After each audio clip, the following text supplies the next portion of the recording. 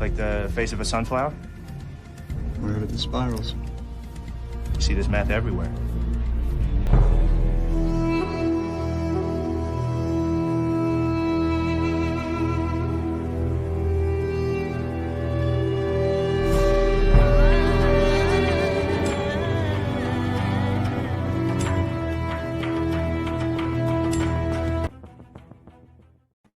Welcome back to the Gnostic Informant, and you're about to attain true gnosis. And tonight, I got my cheerful cup of Dionysus with me tonight. And dude, you know what we're doing tonight. I had to. That was so pathetic. I want to review what was said tonight, and I still, first off the bat, Ammonites, where is the sources? That all last night I was asking for sources, got zero. You had a whole Ammon had a whole 24 hours to come and shut me down today. And like, look, I'm asking for a one-on-one debate. Ammon's running from me, right? Clearly. Let me get a full screen on this real quick just to talk to Ammon Hillman. Ammon Hillman, you know, you talked about people running from you, from Christians running from you. Kip Davis, they're all running from me. They're all running. They don't want to debate me. They're all running. Why are you running? Why are you running like Kip? Why are you running like these Christians or whatever? You're scared because you know you are lying to people and you don't have primary sources to back this up. There are zero primary sources about the excretion of antidotes and dotes through little boys or whatever you say, being used for some mystery burning purple ritual. That is a made up thing in your head, and you tell people this stuff. And it was interesting to see Maddie's reaction when I brought this up to her. She goes, they're everywhere. That's how brainwashed some of these people are. She literally thought this is everywhere. But when I asked, can you name one? It was like the brainwashing got like rattled. Oh shit, I can't even name one. I can't even list one. My whole worldview is based on this. You know, Snappy with Ganymede and Zeus. This has to be done. The ritual has to be done. It has to be done. It's a necessary thing. Jesus has to rape a little kid. Zeus has to have a Ganymede. I have to have a kid. People are sick in the head. But then when I ask you, okay, that's fucked up. If that's not real, then you're fucked up in the head. Give me a primary source. You got nothing. So I want to go through some comments today, and we're going to do some review. Get some super chats. And Jimmy, your 197 have a good night. Dropped $10 super chat. Can you give us a quick overview of this Ammon guy for the ignorant? Is he some sort of religious leader? You want to help me with this one? You've been under a rock? Yeah, can you help me with this one? Yeah, Dr. David Ammon Hillman is a classicist who has a PhD and is using that PhD to put forward a lot of unorthodox theories about Greek texts that nobody else will corroborate who is qualified to do so. Yeah, keep going. I'll be right back. I got to grab something real quick. Yeah, so let me just present something. Well, I don't know. I think Neil would probably have to throw it up on the screen. But if you go to the channel Myth Vision Podcast, there is a video there called "Exposing Fake Greek Expert Ammon Hillman's Theories Debunked" that I produced for Myth Vision Podcast, and it was a 3-hour video, but with commentary, it turned into a 5-hour marathon. So there are chapter markers in the description. I bring a lot of primary sources in Greek in that video that I read in Greek. And it is basically kryptonite for the Ammonites. Like, no one wants to touch it because they say it's too mean. I was too mean, and there are too many sound effects, because every time he says something false, I inserted a quacking sound effect. And man, they really did not like the quacking sound effect. And every time he mispronounces something by putting the wrong emphasis on the wrong syllable, I have a buzzer noise. So that was this convention that I used for the video, that anybody who is an objective viewer thinks that's funny, but people who are who are in the movement, who are followers of Dr. Ammon Hillman, found that to be very offensive. But I wanted to play something very quickly. If you could pull it up, Neil. One short excerpt that I want to draw attention to from this. which was Which one? Oh, you got it? Okay. Yeah, this interview that he did. Tell me if you can hear the sound. I just want to show one quick thing, real quick. Yeah. Twice he was naked. Says he had a synindon, and people say, "Oh, whew, there it is. It's some kind of sheet that covered him up, right?" No. On the medical side, if you look in Galen, a synindon is a medicated wrap that you give to a boy who's administering an antidote in a mystery rite, and that boy's antidote comes through his prepubertal. And the doctors describe. Yeah, always so prepubertal. Ammon's been saying this since day one. It has to be prepubertal. So he said it to me. He says the drug won't even work if it's postpubertal. It stops working after that. So listen to what he says. This is why I'm such a big deal about neonates, by the way. Listen to what he says about what the doctors describe. So that's what I paused it just after he said the doctors describe. Listen to this, what he says the doctors describe. This is 1 minute. Galen has a section of his antidotes that describes what a prepubertal boy is like, what it looks like, what its texture is, what it's useful for, what religion uses it. Now, and then after this, I pull up a bunch of Galen and go through it, and I talk about how Galen uses the term synindon, which is not synindon, it's synindon, right? The stress is on the end. Here's my challenge to Dr. Ammon Hillman and to all of the Ammonites, because he was very, very specific about what is in Galen's antidotes, right? Galen has a book, the antidotes, it's on the TLG. You can word search it.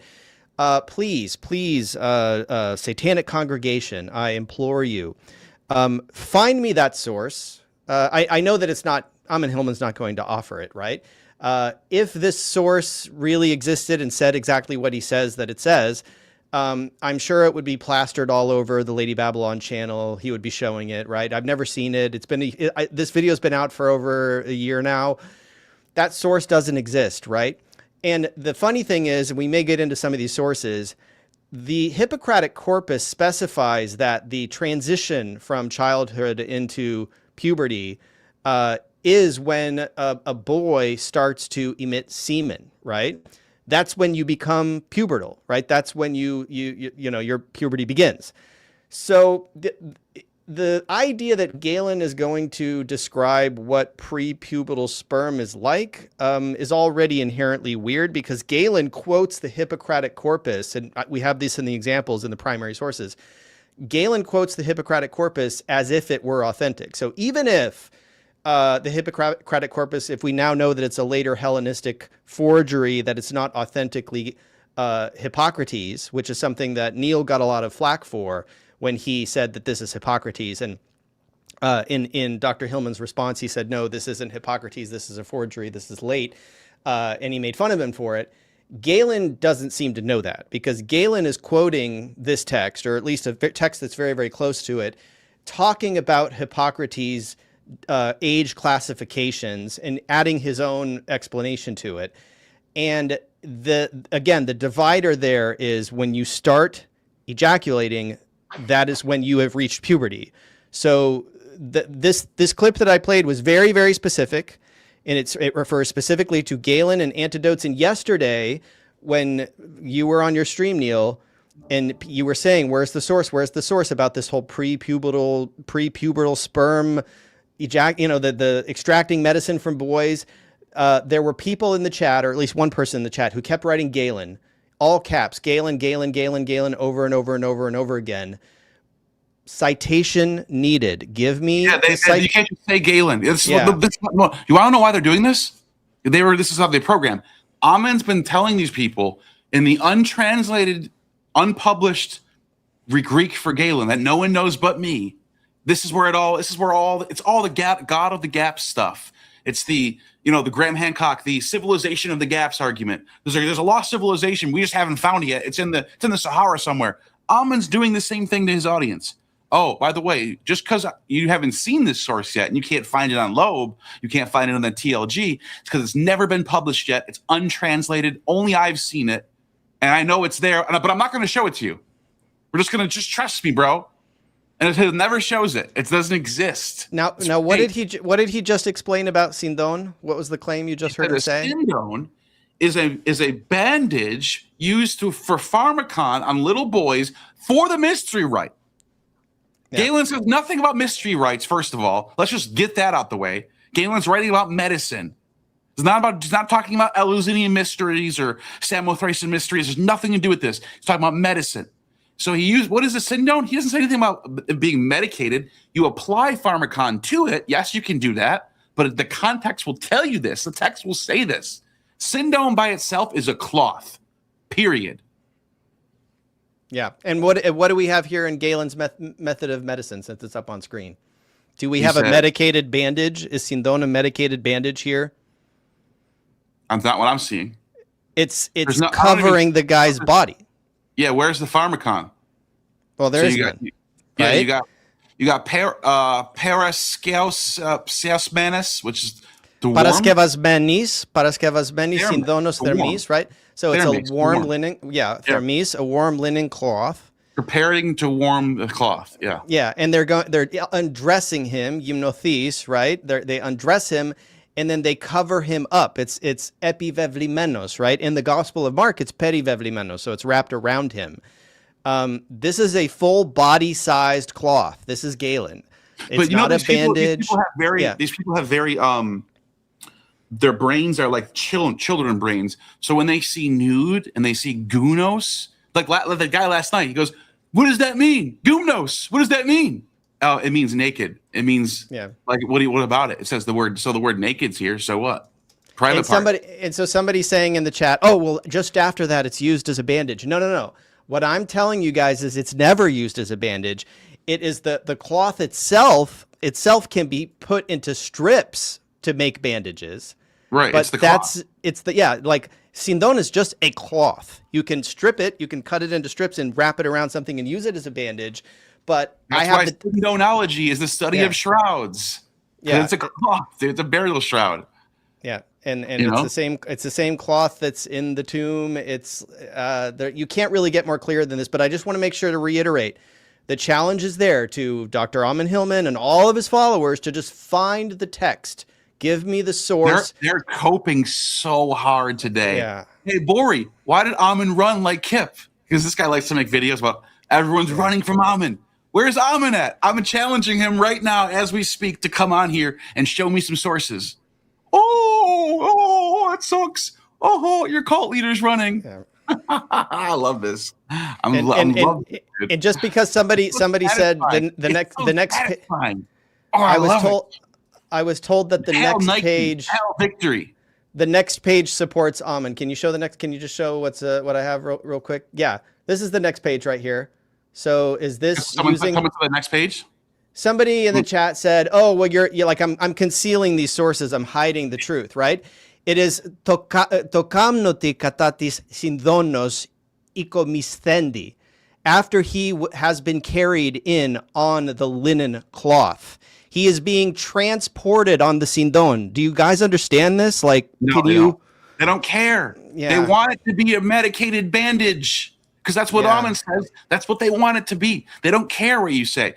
Notice how every time I threw a source at Maddie last night, she would go. What she would do. She would just go, okay, and then I would go, so what do you think about that? I disagree. Well, what's the reason? I don't know. Like they don't care. It doesn't matter. It's all about the narrative. It's not about the truth. It's not about the evidence. It's not about the sources. This is what's so funny about Ammon. Talk about sources. We got the sources. Actually, let me play a clip right now, real quick, from today. The first one I wanted to show is this one right here. He's got his brother lovers, as I call them, and the rest of the people that hail the brother lovers. Just trust what he said. What is that? What is that? You know what that is? That's Philo. What's the name of the Ptolemy? Philadelphus. Yeah, hail Philadelphus. I'm gonna Neil Philadelphus. Neil Philadelphus. Hail Philadelphus. Primary sources because he can't read them, so it doesn't really matter what he says because he can only read. Back that up. Yeah, no. Listen to this. This is some straight up coping and mixed with gaslighting at the same time. This was so bad, dude. Watch this. Of the people that just trust what he says, but guess what? He doesn't have primary sources because he can't. I don't have primary sources. I brought you 30 of them last night. You brought 0. I brought you 30 of them last night, and I broke down the Greek. I said this word right here is genitive, and here's this word right here. This is the number 30. I was ignoring the English. I was literally just focusing on the Greek. Actually, at first, I only brought up slides that were Greek, and then I ended up bringing the English on. Why? Because that's what you're supposed to do as a scholar. You're supposed to look at the published, standardized translations that are already published by other academics, like Loeb, like TLG, or whatever you get your translation, Oxford. You look at it. You're supposed to. That's the point of scholarship. You don't just do it by yourself. That's how you can get, you want to know what is the standard translation. Okay. I wonder why he put this word here. I would have did this. That's how you do it. So I'm literally showing you the standard text. Do you not realize that? But I wasn't even looking at the English. This is why this is the gaslight. This is the cope right here. I was showing her primary sources in Greek. Never once did she say, Mrs. Expert who did the whole thing. Remember, she said I did a speed run, the world record for Hansen and Quinn. Okay. If you were so good, first of all, you would know what a definite article is. 2, you would have noticed if some of the translations that I was bringing were off, right? You could have said at any time of the $2 super chat. Neil Cook, the purple out of this cult. Thank you, dude. At any time in the stream last night, at any time when I was pulling up Galen, Hippocrates, when I was pulling up Philo, when I was pulling up the Delos inscription, what else did I pull up? Diogenes Laertius. At any time last night, you could have said, "Hold on a second, your Greek is off. I don't think you're right about this. Your English translation is wrong." Yeah, your English translation. Yeah. No, you had nothing.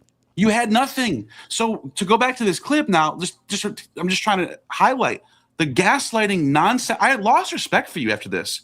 I actually had a little bit of respect for Maddie after last night, and then I heard her say this, that I don't know how to read Greek. Like she's like above she has like way more. Like we're both not experts in Greek, first of all. But the idea that I don't know how to read Greek and I can't read primaries, I don't have primary sources. Like I don't even have primary sources. Yeah, like what were you presenting last night? It's not primary sources. Yeah, the scholars for the last 500 years who have been translating this text into English are all wrong. And I can't, you know what I'm saying? Like it's just. But you had them up in Greek. That's the thing. Is like that's why I did both. So you can't fuck with me. I give you the Greek. I give you the fucking standard translation, and it's your job. If you think the translation's wrong, or if you think the way I'm explaining the Greek is wrong, it's your job, the world record holder, to say, wait a minute, you said this. At least the one guy made an argument about teeth, even though it was nonsense. At least he tried to make an argument. She didn't do anything. that was at least that was a good effort. At least he gave an F. Well, I think it's about teeth. It's got the word teeth there. Just trust what he says, but guess what? He doesn't have primary sources because he can't read them. So it doesn't really matter what he says because he can only read the English. And it's like, who am I to just try to fight him if he's not listening to my voice and honoring? You read the Greek. Exactly. Honoring what I have to say, like some priestess or something. You're not a priestess. Listen to this. Listen, dude. I was in Greece. You were with me. I'm at real Hellenes. They don't call themselves pagans. They don't call themselves Satanists. They're not Luciferian. They're not New Age. They don't do fucking tarot cards. They don't have crystal balls in their houses. They are Hellenes. They do sacrifices. They pour libations. They go to temples. They honor the gods, the Olympian gods. You know what's funny? They know who Ammon Hillman is because they watch me. They think that he's bastardizing the ancient Hellenic religion. And I'm sure they know who you are by now, Maddie. And then they think this whole Hal Satan shit is stupid because Satan is a Hebrew deity, not a Greek deity. So you're on some Christian shit. You're on some Judeo-Christian shit. You're not a Hellene.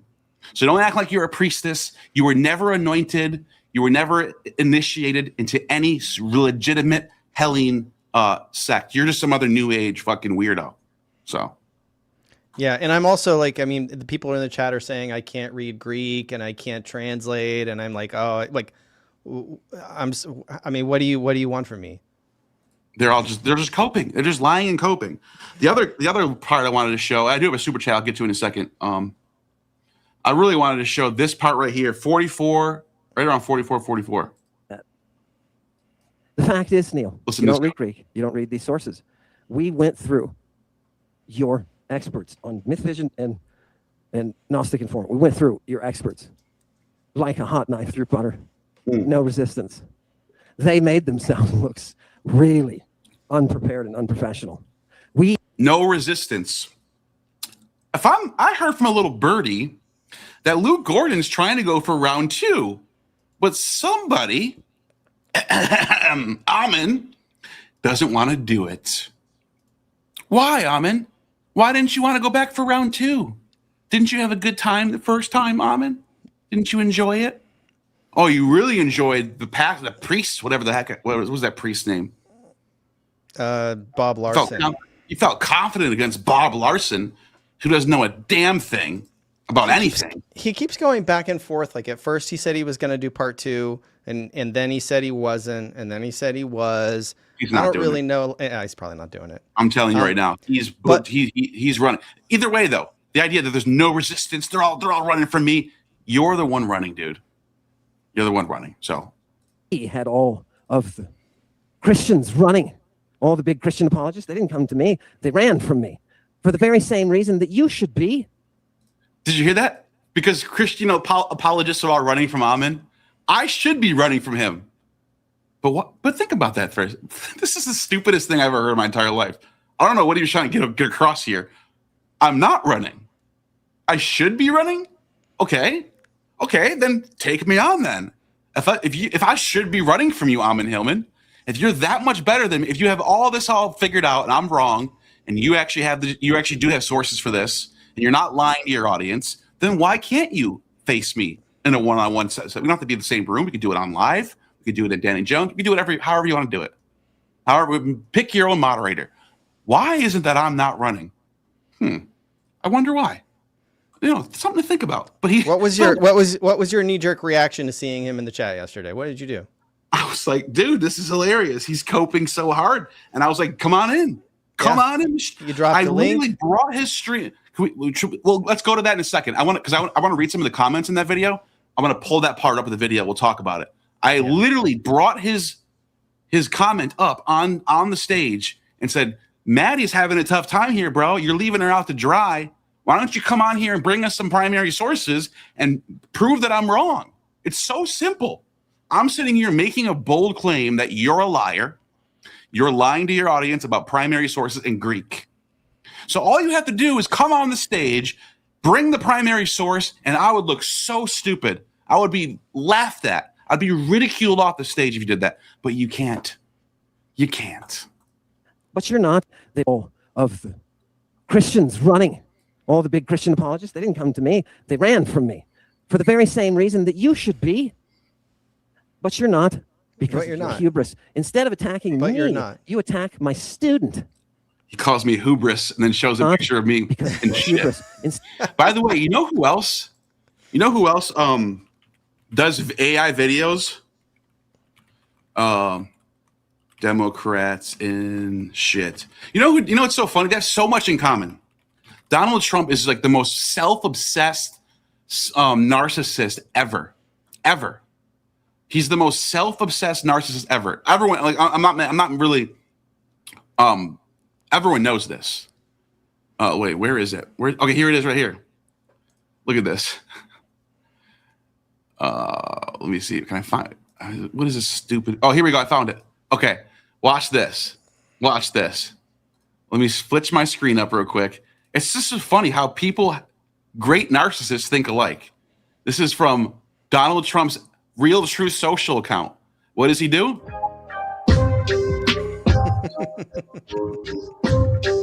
There's a Democrat getting shitted on by King Donald Trump, the cult leader himself, the most narcissistic human being to ever live, unmanageable.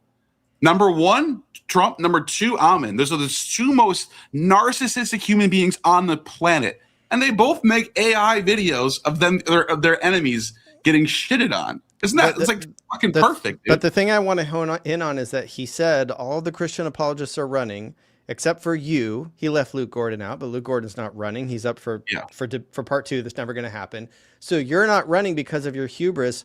Why won't he come on? And why won't he come on right now? Exactly. He has nothing better to do right now. It's all hubris. Yeah. But he's wrong. Come on and make an example out of me. Come in the chat and like school us both, please. Yeah, you know what I mean? It would be like glorious to see Ammon behead me and hold my head up and say, I got him. I defeated Gnostic informant and his hubris.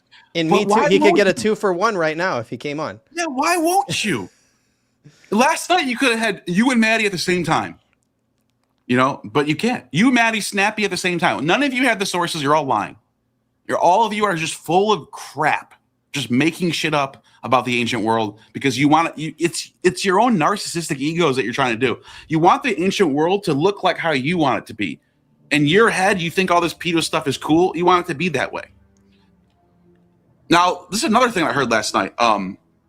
People were saying that we're saying that there are no eunuchs in the ancient world. I brought so many sources about eunuchs. This is the gaslight. He finds sources that we all agree on. We all know about the Cabellian mysteries and the Hilaria festival and the castrations that went on for these priests that were being initiated. Every classicist knows this. This is not an Ammonite. This is just like he talks about the Borborites. Every Bible scholar knows about the Borborites. No one's saying that there isn't sex and drugs and pedo stuff and castration in the ancient world. We're talking about what you say about it. You take those sources and you build on it and you lie about it. You just make up fabrications that don't exist. Neil, someone in the chat saying, why don't you debate LH? Who's LH? The Ammonite that makes those like rage bait videos constantly. The one who won't come on your show. Oh yeah, sure. Lyndon. Yeah. That's so. Yeah, people in the chat think that you're. Yeah, I saw him in the chat right now. He'd be welcome to come on right now and show me some sources because you're a liar too. They're all just lying. They're all just full of shit. I got 2 more timestamps. Instead of attacking me, you attack my student. All right. That is because your student is the only one who will face you. Exactly. So it's not that hard. This is not rocket science. I'm trying to face you. And by the way, this idea that I'm just letting out my anger on her. No, I'm asking questions about the primary sources she believes in. It's not about you. It's about the primary sources. She's a proxy. She's a proxy for Ammon. I'm a representative of Lady Babylon. Right off the bat. Yeah. I'm an ambassador of Lady Babylon. Okay, you're the ambassador. Here we go. It's the big boys. You're in the big leagues now. Either come prepared or don't fucking come at all. I don't care if you're a man or woman or an alien. I don't give a shit. Equal. You're all equal to me. I'm not gonna go easy on you because you're a different gender. What is this? 1950? You know what I mean? Either come correct or don't come at all. Either you have a source or you don't. Either you're lying or you're telling the truth. It's very easy. You could have came at me, but you came at my student. Bro, I invited you on, you fucking liar. And Neil, what's the feminine plural nominative definite article? Hi. Yeah. Ask me any definite article right now. No, I'm serious. So what's masculine plural? How many definite articles are there? First of all. Let's just say what's 3 for each one. What's the singular nominative masculine? I want the audience to know how many there are, so they don't think there's only 2 or 3 that I'm just going to easily get. I want the audience to get. There's one with multiple forms, so you would have 3 for nominative singular. There's 3 for genitive singular. There's 3. What is there? 3, 6, 9, 12. There's 24 total. The 24 forms, but that's technically the same lemma, so it's a little complicated. Definite articles I'm talking about. Yeah. You can ask me any of those 24. I know exactly. I have them all memorized. So you have all the forms memorized, and all of the cases, and all of the numbers, and all of the genders. Yes. Impressive. I think it's basic Greek. I think everyone should know that. Well, if you ask me about definite articles, I should be able to answer. No, seriously, ask me a definite article. Pick one. So neuter plural. Nominative, neuter plural. Ta. Genitive plural, neuter or masculine. Tone. Or feminine. Yeah, you Tone, didn't finish right? that. They're all tone. They're all tone. Yeah, they're all That's tone, tone. right? Yeah. So I mean, you know it. Like, let's not You bore. know Let's not I know bore this. everybody. You taught Yeah, me this. I And know, this right? is the thing. This is the thing that these people are such liars about.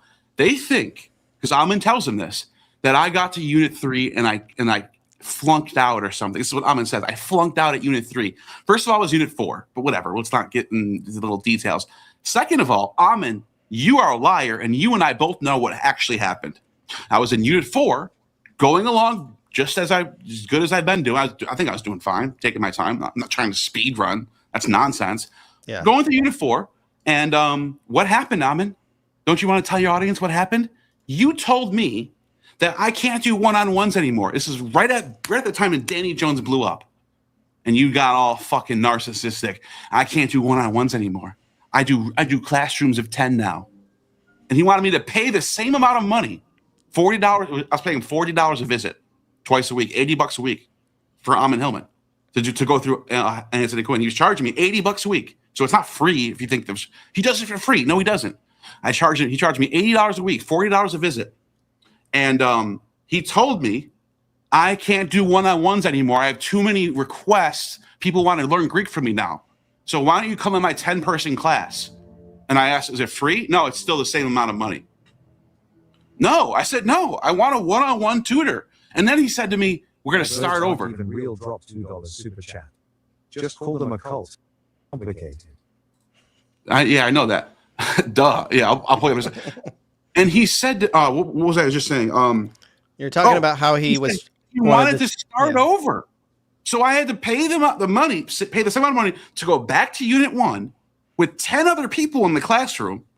No. I immediately called you at that point. Hey, look, I'm done with Ammon Hillman. Let's start working on Greek. What happened? You made a packet for me. We got a different book. We were still using Hanson and Quinn because I was familiar with it. I taught you how to type in polytonic script. I can type in polytonic script now, which I couldn't do before. Yeah. So these people think this is what they think in their head because they're all liars and they care about narrative. They don't care about truth.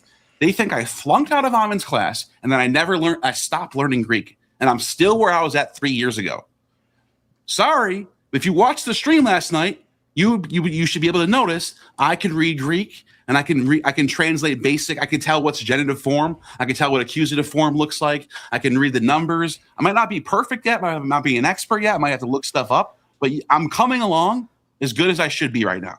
Well, and I'm just going to say, if you covered this whole book in 4 weeks, I'm sorry, like you didn't get the opportunity to really ingest it. Hey, can you show them where the definite articles are shown in that book? What part of the book is it? Yeah, it's probably. Is it Unit 25? Did I ask her a tough question from Unit 25? It was a fair competency assessment for early on. Yes, I was trying to be fair. I was trying to go, look, this is going to be super easy. It's a very 101 question. It's literally like basic. It's like asking, what's the number 3? Page 28. 28. Page 28. What unit is that, too? Unit 1. Unit 1. I asked her a Unit 1 fucking question, and she was like, huh? So listen, the reason why, and I wasn't even going to do this today, and then you got on fucking Ammon Hillman's channel and said that I don't know how to read Greek. I lost all respect for you after this. You're a liar. You're no better than Ammon Hillman. Well, and for the record, I did put out an invitation for her to do a session with me. I would like to teach her something. I don't have any ill will towards her because she's not really out there. Well, I guess she is kind of talking a little smack about me, about how I can't read Greek. You can't read Greek either. Yeah, they just keep lying about us. And somebody in the comments keeps reposting the same LSJ entry for synindon. Let's look it up. Yeah, I mean, it's really it's already annoying. Yeah. So the reason this person is posting these people are so dumb. Oh my god, because they don't know how to read it. They think it's like yeah, go ahead, say it. So if you watch my video about this, I went through all of these sources. Like I explained it, and you can here. I'll show it. Sorry, I just like this is a sort of breakdown of what you're seeing there in LSJ. This is what this person is bringing up, right? So it says that there are 3 different categories of uses of this word synindon. This is what's up on screen, right? So It's fine linen cloth, often used in important contexts such as mummies. So they wrap the body in fine linen cloth. That is a sindon. Using strips, telamones, that are anointed with gum. That is in Herodotus 286. And I go through that primary source in Greek in my video, right? The next one is... This is the Ammon trained brain. Ammon tells them you can go to the LSJ and you can just look at the LSJ and just take a look at it like it's a buffet. Yeah. And you go, oh, look, it says bandages right there. Yeah, they're all bandages now. They're all of them. All the nodes are all bandages now. That's not how you fucking read a lexicon. Yeah, the next example is not choices, dude. The next example from Herodotus is referring to surgeons' bandages, but look, it says they tended his wounds with ointments and wrapped him in strips of linen cloth. That is synindon vicinis thelamosi, right? Thelamosi is in the which case? That's the plural. That's the plural. Plural. Which case? Nominative, right? No, telamosi. Telamosi. There's the C ending. OC. Well, synindon is the nominative singular, right? Vicinis is which case? Or sorry, bucines. Accusative. No. It's not? No. And here's the thing, I'm not going to like gaslight anybody and like I'm not going to glaze Neil if he doesn't get something right? I'm just going to call it out because I'm his teacher, right? It's genitive, right? Genitive singular feminine. Wouldn't that be wait, what's the word we're looking at? Telemosi. Wouldn't that be telamone? Telamone? Well, yes. So telamon would be the nominative. Telamones is the plural, right? So what it's saying is it's a synindon, linen cloth, vicinis, right? That's the bucine. And then telamosi is the dative case, dative plural, right? So they're wrapping them in strips of fine linen cloth, right? That is the function. That is how this word synindon is being used. So it refers to the linen material. Telamones are the strips. But what Ammon is claiming is that the word synindon itself refers to bandages. It doesn't. And if you think it does, then okay, find me a source where synindon by itself, which only means linen cloth, means bandage. It doesn't gloss as bandage. Dude, dead cross, man. I don't know who you are. I think you might be a good person. You're being misled, dude. You don't know what you're doing, dude. But let me make hold on a second. If you pull that back up, I just want to point out that if you don't know Greek, then you look this up in LSJ, and what do you see? You see gibberish, you see Greek words you don't know, and then all of a sudden it says used for mummies, and then you see HDT, and you don't know what HDT is because you don't know who Herodotus is, and you don't have the ability to look it up. That's how Ammon teaches them how to do it. You just look up LSJ and just look at it. And whatever words you like, that's what it is.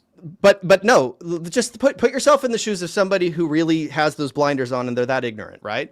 All they see when they look up the word synindon in LSJ are the English words, which is used for mummies, exactly right now used for mummies, surgeons, bandages. This is what they see right here. They go, okay, LSJ, synindon, they copy and paste it, whatever they got to do. And they go, surgeons, bandages. Oh! Well, yeah. Ammon's right, and it looks like he is. This is, and they don't know that this is used by Herodotus. In this, it's saying Herodotus used it. He used the term synindon for surgeon bandages. And what passage of Herodotus is that? Book 286. And if you click on that in Perseus, does it take you to it? Sometimes it does actually. Hold on, let me just. I have it on screen. If you just want to show my version, I have it on screen. No. I want to show them what they see. Yeah, because they can look into this themselves. See? There it is. Okay. And let's find the word. Let's see. Where is it? Synindon. Do you see it? So it starts the line with epean. Epean de parelthosi.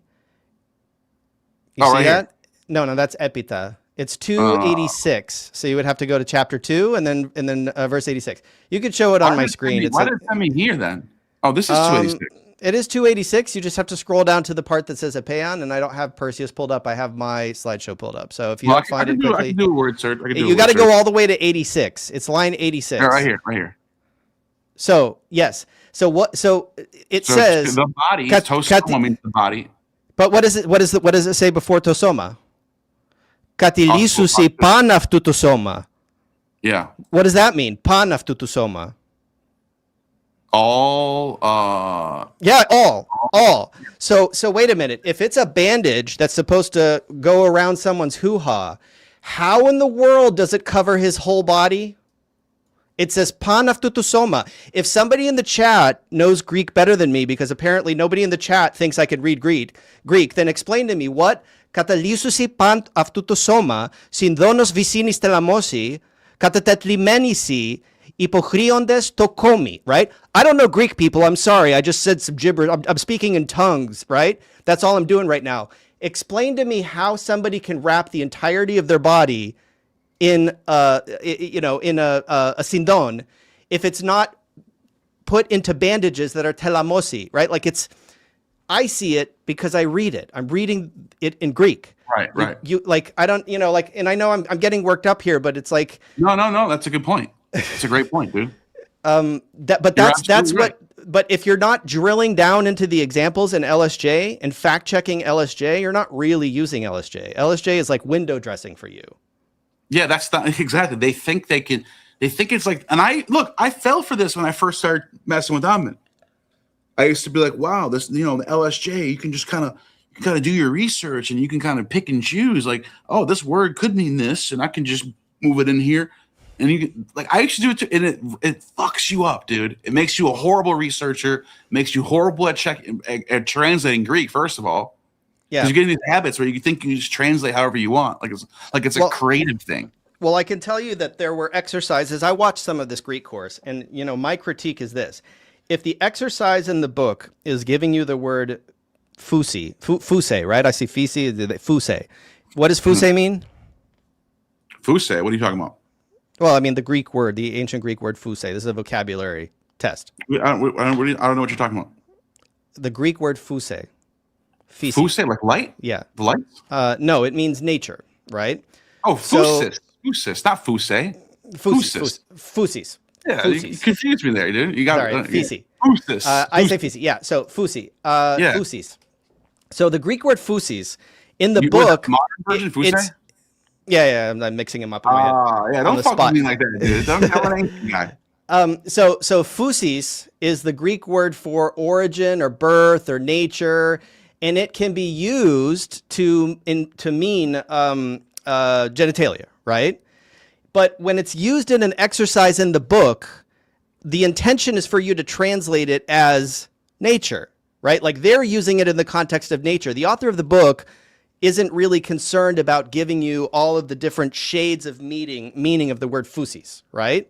Mm-hmm. And so when Ammon pauses to go all the way to the bottom of LSJ for the entry for fusis and point out that it also means genitals, and then explain that the Greeks were just really weird because they had this because for them they used this term for genitals, like that doesn't mean the Greeks. It just means that word has That's how a double entendre is. A double entendre means at this time. If I said I'm going to get some box tonight when I go to the club, I'm trying to get some box tonight.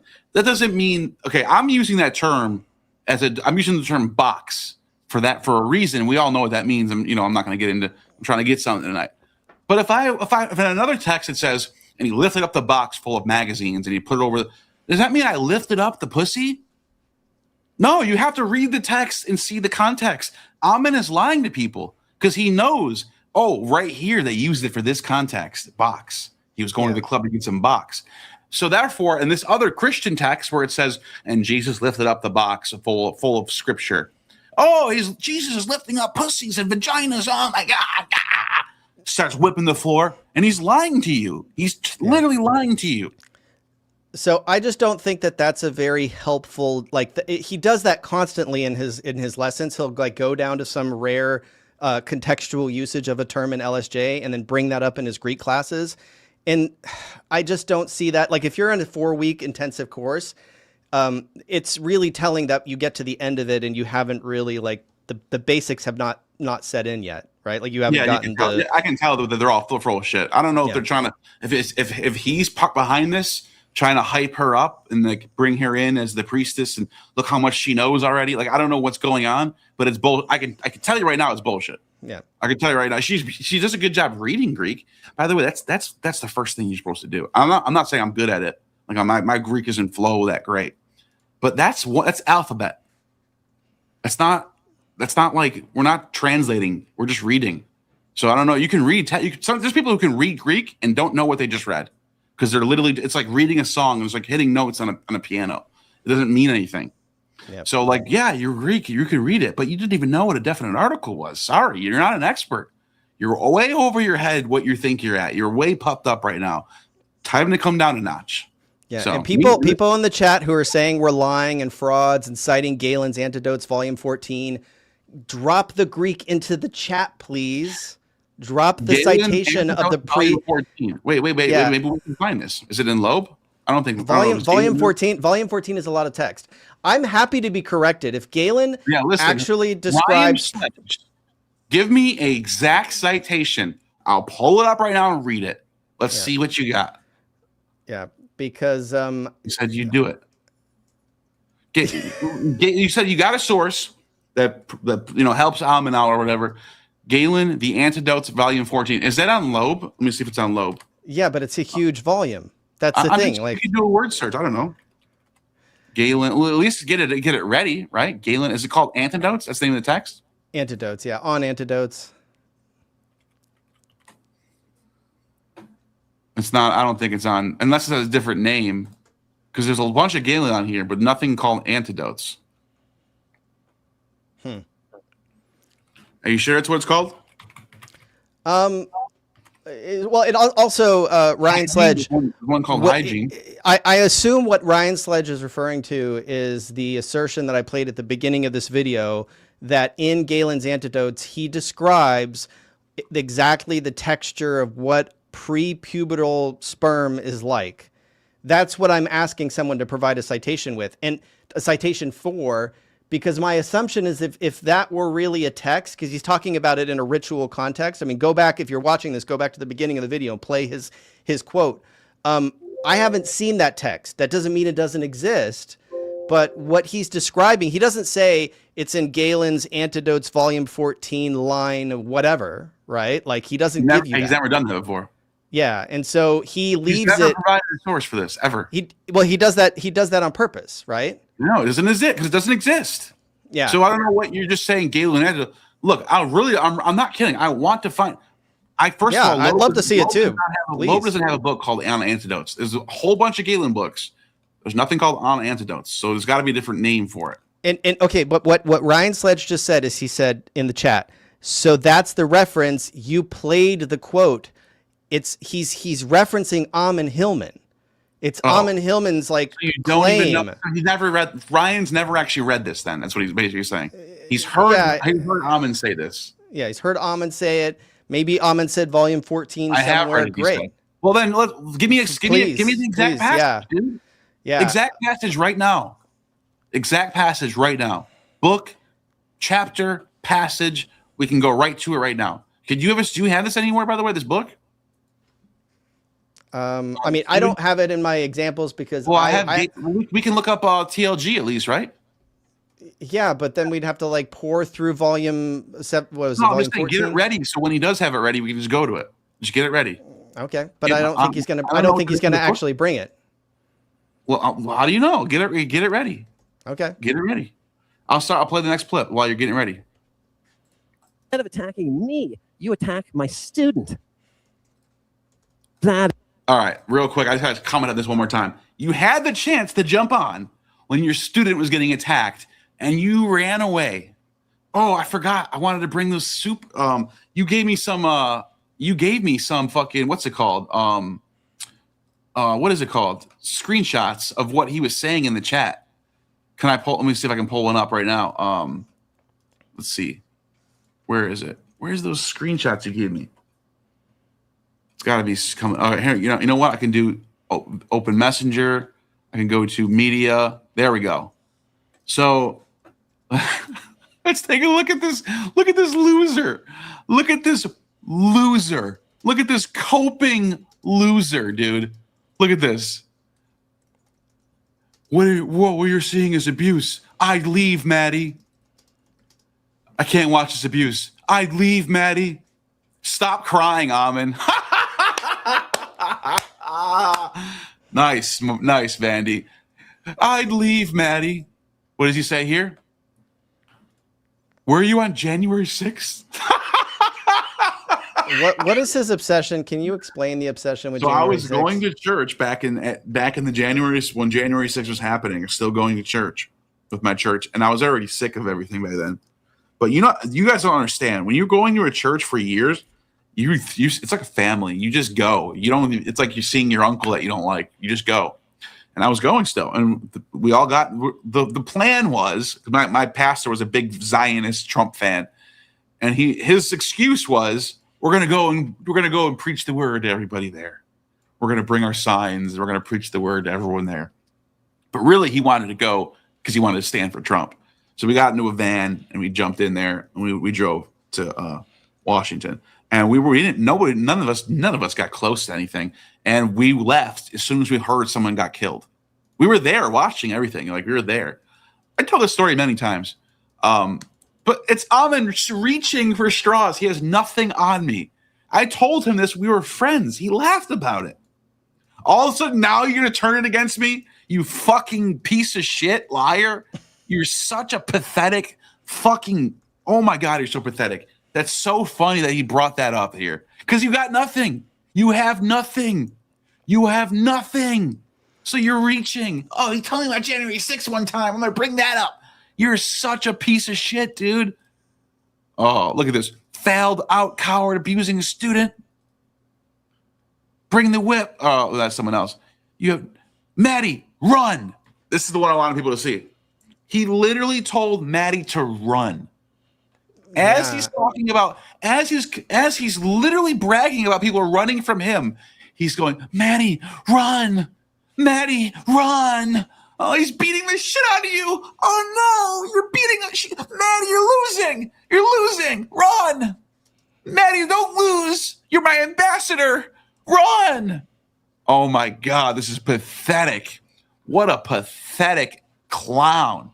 Running clown. You let her take that? You didn't jump in? Clown. What a clown. I mean, but what's surprising to me is that she actually didn't feel any sense of betrayal about like seeing him and like him not coming to her aid. Like, see those cultic eyes? She's wired in, bro. She doesn't even know what happened last night. She's boom. Cult, bro. It's powerful shit, dude. She has no idea that she got embarrassed. No idea. The cults are amazing, dude. They're powerful things. That is the movement of disgrace, and I don't believe your foulness can be purged from your own existence. I believe your... Did you hear what he just said? Your foulness can be purged. Bro, you are a Christian. You sound like a Christian right now. You know, it's so funny that Ammon acts like thinks he's a pagan. He does all this pagan LARPing, but he's actually really more Christian. Your foulness needs to be purged. You need to be baptized in the Holy Spirit. Oh, God, I feel the Holy Spirit. Dude, you're more Christian. And I don't know if you know this, pagans are aristocratic. Pagans aren't this cynic life where you give up your possessions and go live on the streets as a poor person and don't need any money. That's Christian, dude. That's the Christian worldview. You're a Christian. You're more Christian than you are pagan. You're just a Gnostic, weird heretic. That's all. Doomed to carry it, just like you are doomed to serve the brothel. Hell yeah. Know who you are. Hail Dionysus, You the are brothel, baby. The god of the... Who's the fucking god of the brothel? Fucking Dionysus, motherfucker. Hail Dionysus. Hail the fucking brothel. All fucking day. And your Christian fucking cleansing bullshit, baptized and purified bullshit. Fuck yeah. Hail Dionysus. Hail the brothel. And fuck you. Let's go to the... Oh, God. People, now, Madalena, I want you to give me some feedback. You've been sitting there. And it was you who went through the experience. Tell me. All right, I'm going to skip ahead a little bit to Matt because he rambles on before Maddie gets to talk. 4828 is my next Yeah, I think there were some good aspects, and you know, I think I wasn't trying to be like I told him in the beginning. I knew that he was going to try to just profit from my patience, and I knew that he was going to abuse my time. But You were tagging me in posts, tagging me on YouTube. You're calling me out. I didn't barely even know who you were. You start tagging me in these posts, and I responded to the post, and I said, "If you're such an expert, come on my channel tonight." Sure. So what is this? This is victim shit. Oh, I knew he was gonna first of all profit off of you. Fuck off with that shit, dude. Not everybody has a rich family like you do, or not everybody's on welfare like Ammon Hillman. Some of us have to fucking make money. This is what we do. Second of all, this idea, I knew that he was going to do all this. Then why would you come? And if you knew I was going to do all this, why didn't you prepare a little bit, or bring one fucking primary source, or do anything instead of embarrass yourself? So this was all just cope right here. This is all pure cope right my here. patience, and I knew that he was going to abuse my time. But I knew where I stood in the midst of that, and where was that? Where did you stand? Because I don't know. I honestly have no idea where you stand on anything. You didn't have an answer for anything I brought to you. You didn't have a fucking single answer to anything. When I showed you about the fishermen and I showed you about the fishermen, I showed you about the tax collectors, and you go, I think they're 5 to 12.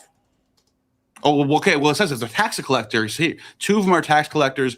4 of them are fishermen. That's at least half of them right there. You don't care about this story. And maybe they're with their parents. Like, you're just trying to think out of it. And so I don't know where you stand. I don't think you care about the truth. So this is still more cope.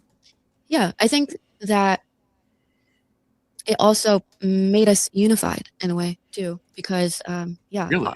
all of you who have messaged me and brought me sources and information. You got any for us? You got any for us? I'd like to see some of those resources and sources. You got any for us? You didn't bring them to the You didn't bring them to the stream today. So, by the way, did he ever respond with the verse yet? Well, yeah, that's the thing is, I have people on Discord sending me the book. My issue is not the book. My issue is not the volume. My issue is finding a specific reference to the alleged ritualistic extraction of prepubal sperm with a detailed description of its texture. That's what he said. That's it. It's very simple. So just give me that 14 reference. Galen. Someone says volume 14. They're still saying volume 14. How big is volume 14? That's a needle in a haystack. I'm not going to find. There are lots of different ways to say the word sperm in Greek. It could be like sperma. It could be gone. How fucking hard is it to type in the chat? Chapter 12, verse 7. Do it right now. If you have it, do it. I'm so sick of this. I'm so sick of this wild goose chase that these Ammonites are on. And they convince themselves. That they found it. They go, I think it's everywhere. Oh, that reminds me. I really want to go into these. Look at this. We got to go to the comments from yesterday. There are people in the comments repeating that the sources are everywhere. Look at this. Look at this delusional shit, dude. And some of these people I'm familiar with, that like I've gotten along with or whatever, but like they're delusional. I'm sorry. I'm just going to be real with you. You guys are delusional.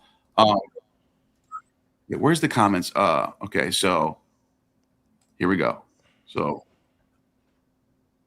I'm going to share my screen. Look at these. You guys see these comments here. It's somebody saying go to the 31-minute mark and engage with the argument like there. 31-minute mark of what video? I think he wants to. I guess I don't know which video. I guess it's Where's the the one comments from today. My video at the bottom. Point right here. chat. Okay. Oh. Did they give you a source or no? Yeah, they're just telling me volume 14. It's like, okay, where in volume 14? Can you give me the Greek text, like a few words, so I can look it up in TLG? I don't even know if TLG has that volume in the Kuhn collection of Galen. TLG has everything. It doesn't have all of Galen. It has a lot of Galen, probably most of Galen. If it's not in TLG, then I don't think they have it either. They claim to have it. I just want to. Did they have a passage or no? Do they have a passage? Nobody cited a passage yet. Mandy said 145 footnote 194. And what is this from what? No, From Galen? that's not Galen. He's giving, it's another Immaculate Muse. I think the Immaculate Muse. That's what he's saying. Oh yeah, no, Mandy. We already went over this. But his source for what? Which claim? Man, I don't know. We can pull that up in a second. But hey, Mandy, we already went over Immaculate Muse. It's not like a lexicon that you can go through and choose words. Like, oh my god. All right. Let's stick with one fucking thing at a time, dude. One thing at a time. I don't know what you're talking about, Immaculate Muse. Let's go to the fucking source, not some scholar that wrote something. I want to know a primary source. All right, you guys are confusing me now. Immaculate Muse. Why did that get brought up? Okay, so here, this is the comment that I wanted to show you. Where is it? Damn, there's a lot of fucking comments. Look at this. I just want to show you how some of these are so delusional. Ammon Kane on your show before, he had a channel. It was like second or third time on your show. He created a YouTube channel. I remember subscribing to his channel. He got weird. Oh, that's not the one. What? Okay, hold on. Satanya, sir, sounds like Satanta. I don't give a. Okay, all right. That's not. It's something else. It's a different topic. Where did these comments go that I was looking at today? They were like really delusional, and I responded to them. Live chat comments? No, they weren't live chat comments. They're in here. I don't know why I can't find them all of a sudden. Do they get deleted? Oh, okay. So Ryan Sledge just clarified book 2 of Antidotes is where Galen describes treating with linen, a synindon, that's soaked in vinegar and brine or covered in theriac to draw out poison. That's not what, go back and listen to what Ammon Hillman said. That's not what I'm looking for. I'm not looking, you can soak linen in anything. What he's saying is that Jesus was extracting the antidote from. Wait, okay, hold on. Hold that thought. Hold that thought. Yeah. We're gonna go to the source and look at it. I don't care. Don't explain it yet. I don't want to explain anything until we see it. All right. Well, nobody cited it, so we still aren't. We're still not there. There's no source. Well, Nobody what did he cited say? a source. He explained what it says. Yeah, he's That's all saying he's that there's a passage where linen cloth, a synindon, is soaked in vinegar and brine in order to draw out poison. So, all right, Come that has on, nothing. dude. That's yeah. it. That's the one you found. What are you guys talking about? Of course, you're gonna dip syndones in vinegar and all types of shit. What does that have to do with anything we're talking about? They just think the word syndone is cool now because Ammon talks about it. Whenever they see the word purple, like last night, the dude who came on, that crazy fucking weirdo, was like talking like this. He was like losing. You know what I'm talking about? The crazy guy in his car, out of his mind. He kept going, a knot has purple. A knot has purple. Okay, a knot has purple. You know what purple is a color? It's a common color. They think the word, because they're like pre-suppers. It's presupposed in their mind now. Because Ammon told them about purple. Whenever they see the word purple, they think it has to do with Ammon now. They're totally fucking brainwashed. And I read the text in front of him. It says, a knot puts on the purple. And he says, this proves Ammon right. Like, they're so brainwashed. All right, where are these freaking comments, dude? I don't know what happened to them. All right, well, while you look, I just want to, can I play this one more time? I just want to make sure everybody's clear what I'm looking for. Whatever, yeah. Yeah, you're good. He was naked. Says he had a synindon. And people say, oh, whew, there it is. It's some kind of sheet that covered him up, right? No. Yes, it is a sheet that covered him up. On the medical side, if you look in Galen, a synindon is a medicated wrap. A wrap is a telamon. A synindon refers to the cloth, usually from linen, that wrap is made up of. That you give to a boy. Why? We looked at it just now. It was given to a man who's administering an antidote in a mystery rite. Mystery rite. Does Galen talk about mystery rites? Find the passage, guys. And that boy's antidote comes through his citation needed, please. Citation. Prepubertal. Prepubertal citation. That is a very, very specific reference that he's referring to. And Galen, where is it? And the doctors describe, Galen has a section of his antidotes that describes what a prepubertal boy is like. Where? People in the chat, you guys, you're the know-it-alls. You know where all this stuff is. This is your religion, right? Where is it? I mean, By the way, why is it my responsibility to find this reference?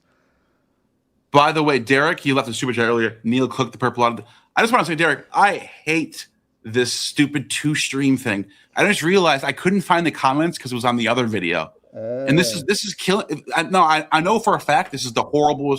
You're killing your channel by doing 2 streams because all the comments are getting spread out into 2 videos. It's the videos are not. This is a bad idea, horrible idea.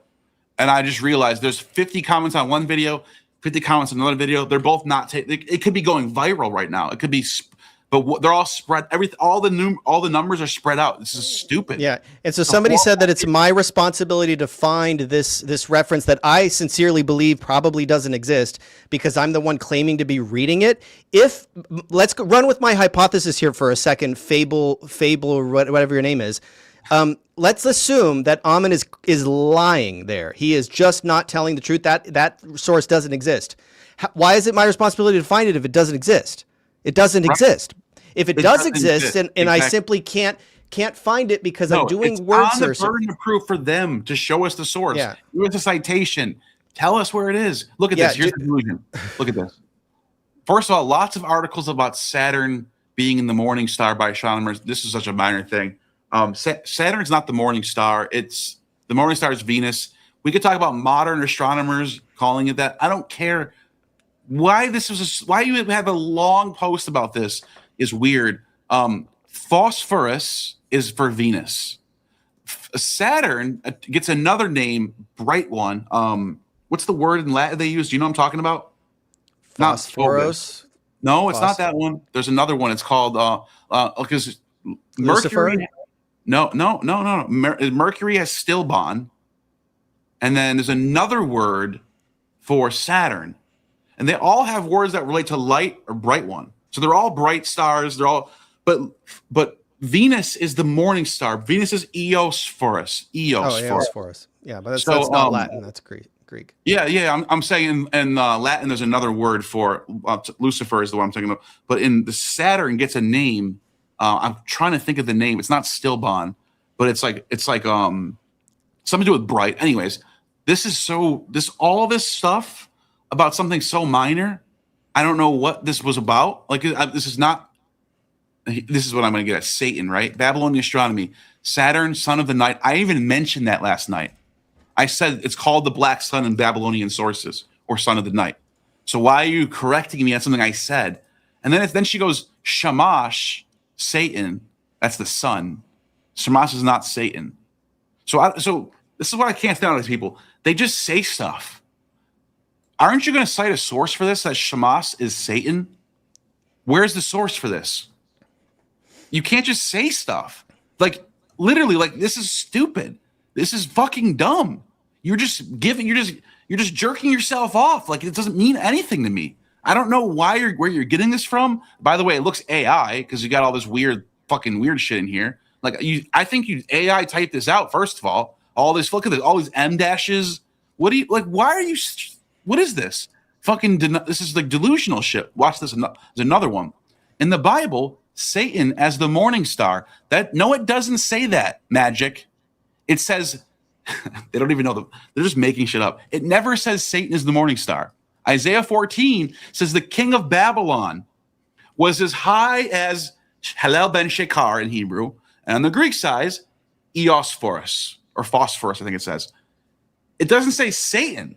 It says the morning. It says so. Satan is in the morning star, or not? That's a total misrepresentation by Christians later on, calling Satan Lucifer. Now, what does this have to do with Saturn, though? This is where the delusion comes in. What does this have to do with Saturn? Where's Saturn in here? Nothing. Yeah. So this whole thing is all fluff nonsense. As you're not even talking to anyone in the discussion. None of this makes sense. It's not even addressing anything that we talked about. Like, what are these comments, dude? And look at this one. There's another one. Same person. They dropped like 90 of these. Here's a highly regarded peer-reviewed academic paper by a rabbi, Yehuda. There it is. Hebrew is Greek. Are you highly regarded? Can you tell? Do you know? Peer reviewed? Is it peer reviewed? No, it's not. It's not peer reviewed. It's not peer reviewed. That's another thing. You lied about that. Hebrew is Greek is one of the most laughed at books in all of academia. It's like the flat earth of linguistics. And she's citing it with she has no idea what she's talking about. Or Rabbi Yehuda, Hebrew. You and I have talked about this book, Hebrew is Greek, a whole bunch of times. So I guess you're not paying attention. It's I addressed it yesterday on my live stream too. I went through it on my live stream yesterday. Go watch that. So you're just spewing garbage. And by the way, Ryan Sledge in the comments said, I have the source, but it's more complex than a simple source to write in a sentence. I'm looking at it. Can you type three Greek words from that source going back and forth. Same person, same delusional nonsense, dude. Same delusional nonsense. Neil, the cuneiform text mentions Shaitan. This is what blew my mind about this one. I'm the one who said this. Did you not watch the fucking video? I'm the one who said this. She's the one who said it didn't exist. She said the word Satan didn't exist in any of the Semitic languages before Greek. So I don't know what magic. You're literally debunking her right now, and you're helping me right now. I'm the one that said this. I think I left a comment this one because it was so. Are you serious? Are you high? I'm the one who said this. I was the one that told you Satan is an Akkadian. Are you okay? I clearly heard you say there are no pre-biblical evidence for Satan in fucking Greek. She's the one that said there are this is what she said. Let's go to the post right now. She's the one that said, in her post, she wrote, there's no evidence of Satan in any Semitic languages before Greek. I said to her, you're wrong. There is no Hebrew or there's no Satan in Greek before the Bible. And it's all over Akkadian. I said it's all over Akkadian. It's in Aramaic. It's in Ugaritic. There are all these different cognates for the word Satan. So she doesn't even understand what's going on. Lots of articles in 2026 about Saturn being the morning star. The morning star is Venus. Shut up, dude. Oh my God. What's the article? What's the article? Do you got one? Can you show me one? Oh, I hate when they do this stuff. This is what they call in philosophy. They call this weasel words. Many experts say, and then you spew your nonsense. There's a bunch of articles this year, and then you spew your nonsense. There's been plenty of peer-reviewed work on, and then you spew your nonsense. Show me your source. What else happened here? Satan has nothing to do with Saturn. So where did you say that? Let's see. Oh, here it is. Concepts are adopted into the Greek where gods become parallel features Saturn, who is the biblical Satan. This is an academic point of view, Neil. And right now you look like you're trying to beat up on a woman. Listen, what is this, 1950? Where I can't talk the same as a woman that I can to a man? What are you, some fucking conservative? Then get the fuck away from me then. I don't care about you. I'll talk to a woman the same way I talk to her. To your point about the translation and the Septuagint of diabolos, her point was, it can refer to a woman. Yes, diabolos means slanderous, backbiting. A person can be anyone. Can be it could slanderous. Be it could be anything.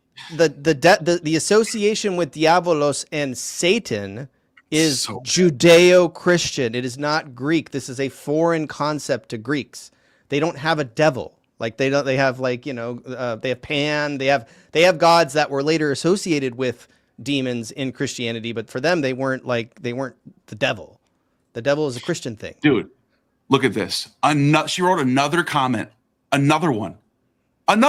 This is like 7 already. Satan is Saturn, okay? Saturn is the sun. How many times are you going to read the same fucking comment? Look at. Also, I have a 1939 academic text written by a rabbi. You said this already. Are you fucking drunk or high? What the fuck? You said this already. You're writing another comment again? Look at another one.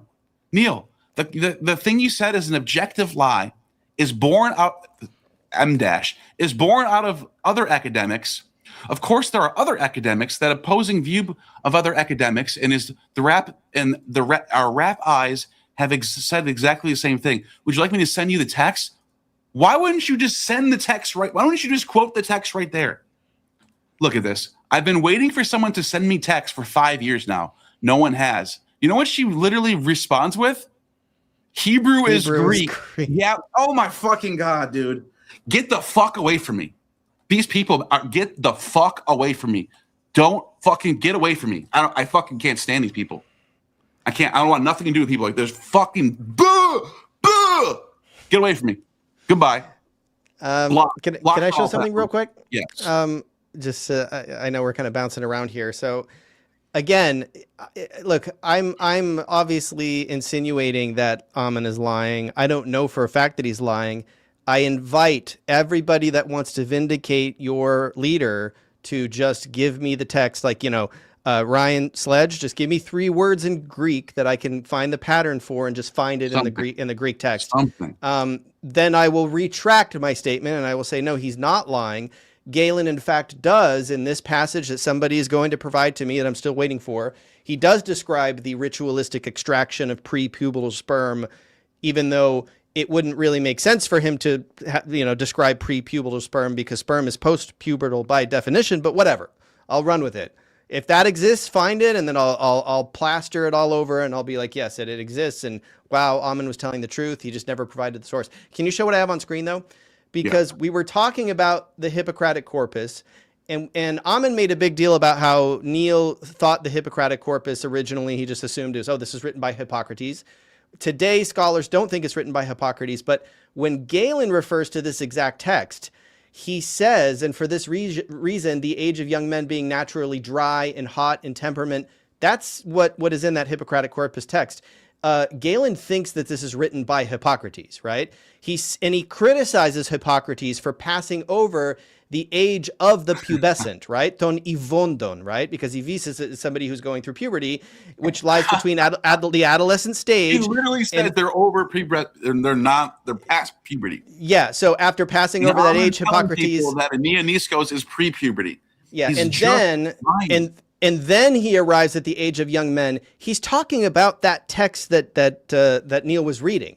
Now, if you keep going through this, like this is, and look, you see people, this is how you cite things. You say Galen in Hippocrates aphorisms, a commentary 17b, page 642, 16ff. That's how you cite things so that people can go find it and read it in the original language.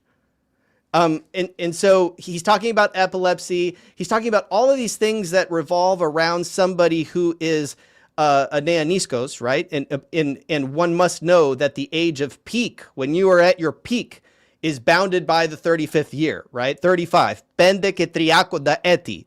That's what that means. 30 and 5, right? 5 and 30. 35. While the age declines, the parakmi is bounded by 49 years, right? And then we get the, now, I don't know how you explain this away, right? It's right here. It's aphorisms 7, 644, 4 through 8. Fact check me on this. Look it up, right? Τον νεανίσκον ηλικία κατά την πέμπτην εβδομάδα, right? Περιγράφεται. Κατά τούτο γουν και αυτός Ιπποκράτης, he's referring to Ιπποκράτης, έλεγεν εν το προγνωστικό μάλλον δεχρή προσδέχεσθε του μεν αίματος την ρίσιν τύση νεοτέρηση 5 και 30 ετέων. Okay, so what does that mean? I got the translation here for you guys who didn't understand what I just said. The age of young men is defined within the 5th 7-year period, right? If do the math, that's between the ages of 28 and 35. Indeed, he, referring to Hippocrates himself, spoke of this in his prognostics. So he's quoting the Hippocratic corpus as if it's authentic. He doesn't know. Like he doesn't hold the opinion that it's inauthentic, right? However, one should rather expect that the flow of blood in younger men continues up until the age of 35, right? So when you're younger than 35, for the age after that of young men extends. This is ηγαρεχομένη των νεανίσκων ηλικία τες εφεξής εβδομάσιε 2 παρεκτείνεται. For the age after that of young men extends over the next 2 7-year periods. He's going all the way into the 40s, people. For this is Galen, right? And that doesn't mean that like everybody thinks that, but like are these primary sources or are these second? Like, what are these sources? Like, what, like, what are we looking at here? What are we doing, people? Yeah. Like, Now, one last thing on this this point right here that I just want to finish, and I don't want anything to do with these people. Magic Magazine, done with you, dude. You're fucking fried. Yes, Saturn is called Phaenon in Greek, the shining one. Jupiter, Phaethon, right? They all have these names that have to do with being bright, and bright. Stilbon is Mercury. However, I don't know why you had to write 9,000 comments about this when it was the point that I was making wasn't that like, Jupiter and Saturn don't have like morning or like, they're not like bright stars in the sky or whatever. It's never called morning star, by the way. Only Venus is. So you're just wrong about that. You didn't provide a source. You just use weasel words. But let's say you're right. Let's say there was a source, modern times, 1000 AD, I don't know, that does say Saturn's the morning star. That does not make Saturn into Satan. That does not mean Saturn becomes a cognate of Satan. You understand how backwards that is?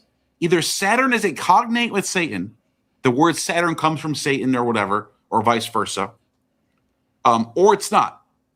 But you can try to use Lucifer connections, but you're presupposing Christian theology by associating Lucifer and Satan, which are two different things. Lucifer is a word that means light bringer in Latin. And because of Jerome's Bible in 400 AD, they translate phosphorus or Hallel into Lucifer. And then it becomes associated with Satan because they don't know. These people think that the verse is about Satan in Isaiah 14. It's not. It's about the king of Babylon. It even says, bring a taunt to the king of Babylon. You were so high like Lucifer and you fell. Anyways, let's say 400 years later, people start associating with Saturn with Lucifer. Let's just say you're right. That does not mean you can go backwards in time and associate Satan with Saturn in etymology. This is what me and her were talking about, the etymology of the words Satan and Saturn. Ammon is claiming that Satan used to be Saturn and it dropped off the urn and it became Satan. That's what he's saying. He's making this bullshit argument that the word Saturn literally was the original word and the word Satan in the Bible is Saturn. That's wrong. So your 9,000 comments about this whole in modern times, people associate Saturn. You don't even know what's going. Do you even understand what's going on in this conversation? Like it's crazy to me. Delusion. It's delusion, dude. And of course, someone like that ends up as an Ammonite. Of course they do. It just makes sense. It's perfect for you. Rabbi Yehuda said this 1939. Makes sense to me. Like they don't know how to check their work. They don't know how to actually go around and ask another scholar, hey, have you heard of this book by Rabbi Yehuda? It says Hebrew is Greek. Ask 20 scholars, random scholars. Just email them. Pick up random names from Yale, Harvard, the Boston University, University of Buffalo, Virginia Tech. Just find all the departments of Greek and just find all the classical philologists out there and write 30 emails. Ask every single one of them what they think of that book. And I don't even think it's peer reviewed, by the way. I'm pretty sure it's self-published book. It's definitely not peer reviewed. Yeah, so you just lied about that in my comments. I hate liars, by the way.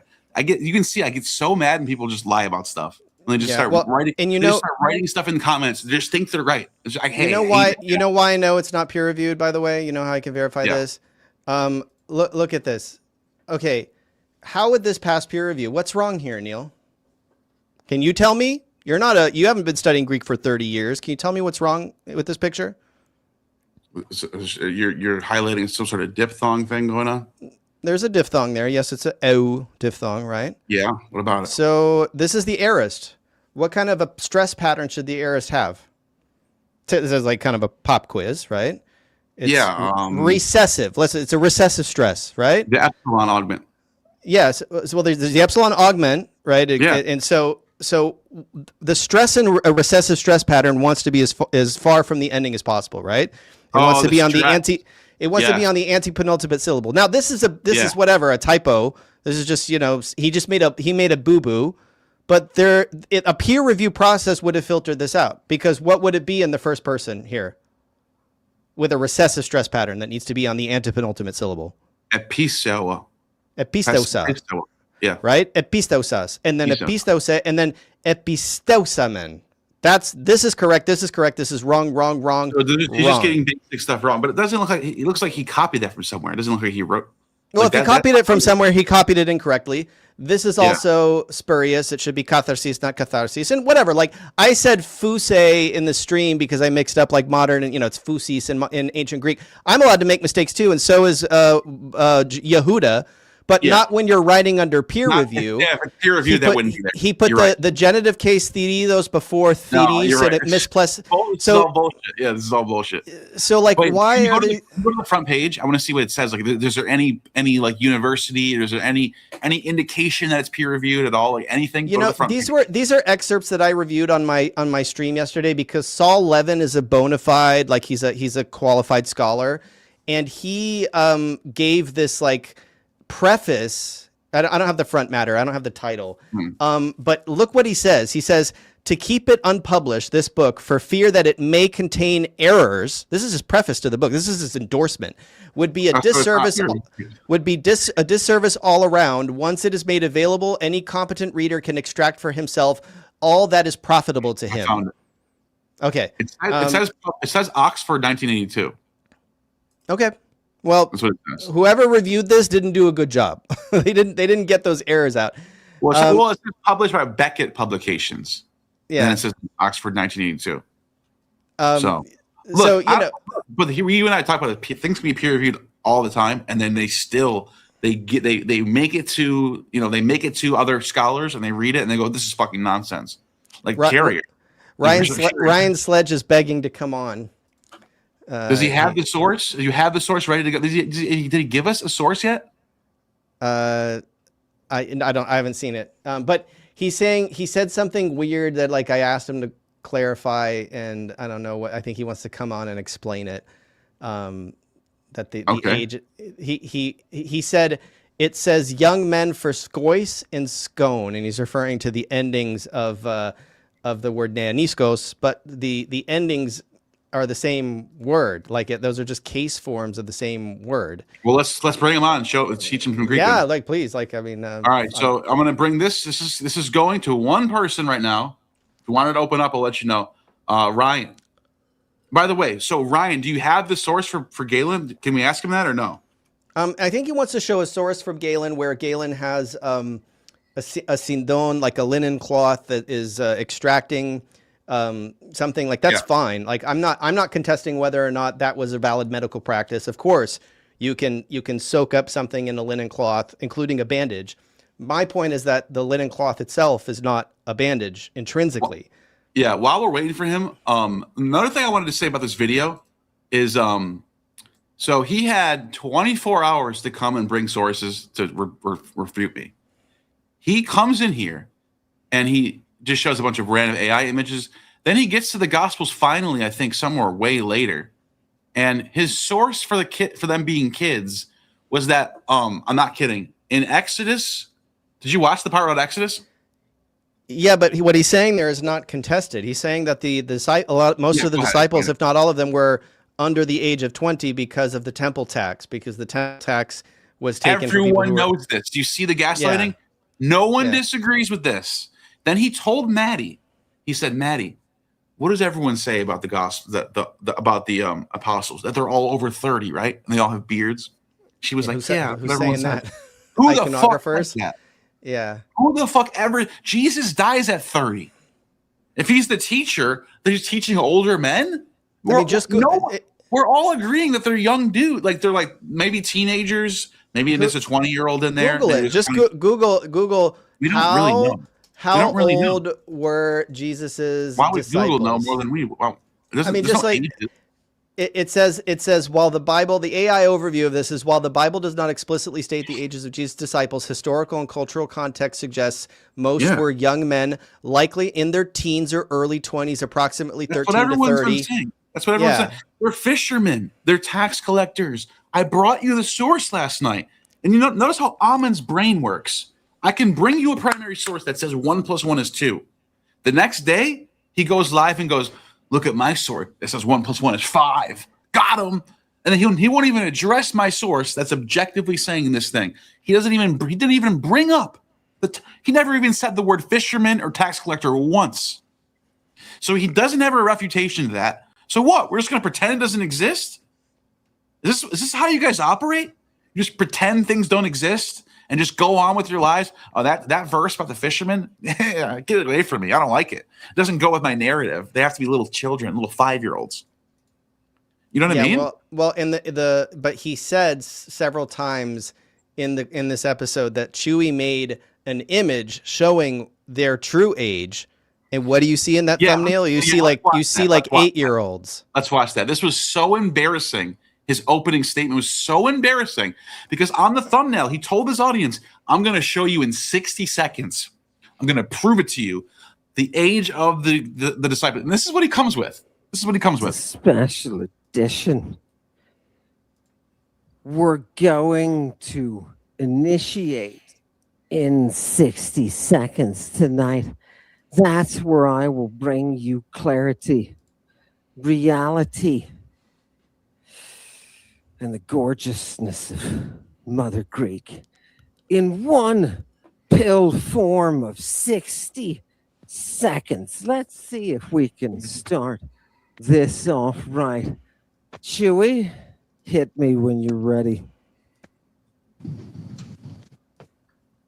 That's Tonight I'm going to be talking about Jesus' apostles, those disciples of his. How old were they? How do we stop the debate? The question, great the bullshit. Yeah. How do we put an end to everything tonight by showing you the age of the apostles? We're waiting. It sure would be nice, wouldn't it? If there was one way we could do it. One way. One text. Do we have it? We've got two. We got two. To establish a perfect age of Does that look like a teenager to you? And below. 20 and below? Look at this. Look at this shit, dude. That's AI kitty corn right there. Like. Oh, what happened to Justin? He jumped out? I didn't kick him out. Anyways, let's keep going. For all of the apostles, gaslighting his audience right now. They are. He's pouring in his mouth. What is youth? Look, they all have purple in their mouth. That's another fake thing. Doesn't exist in the sources.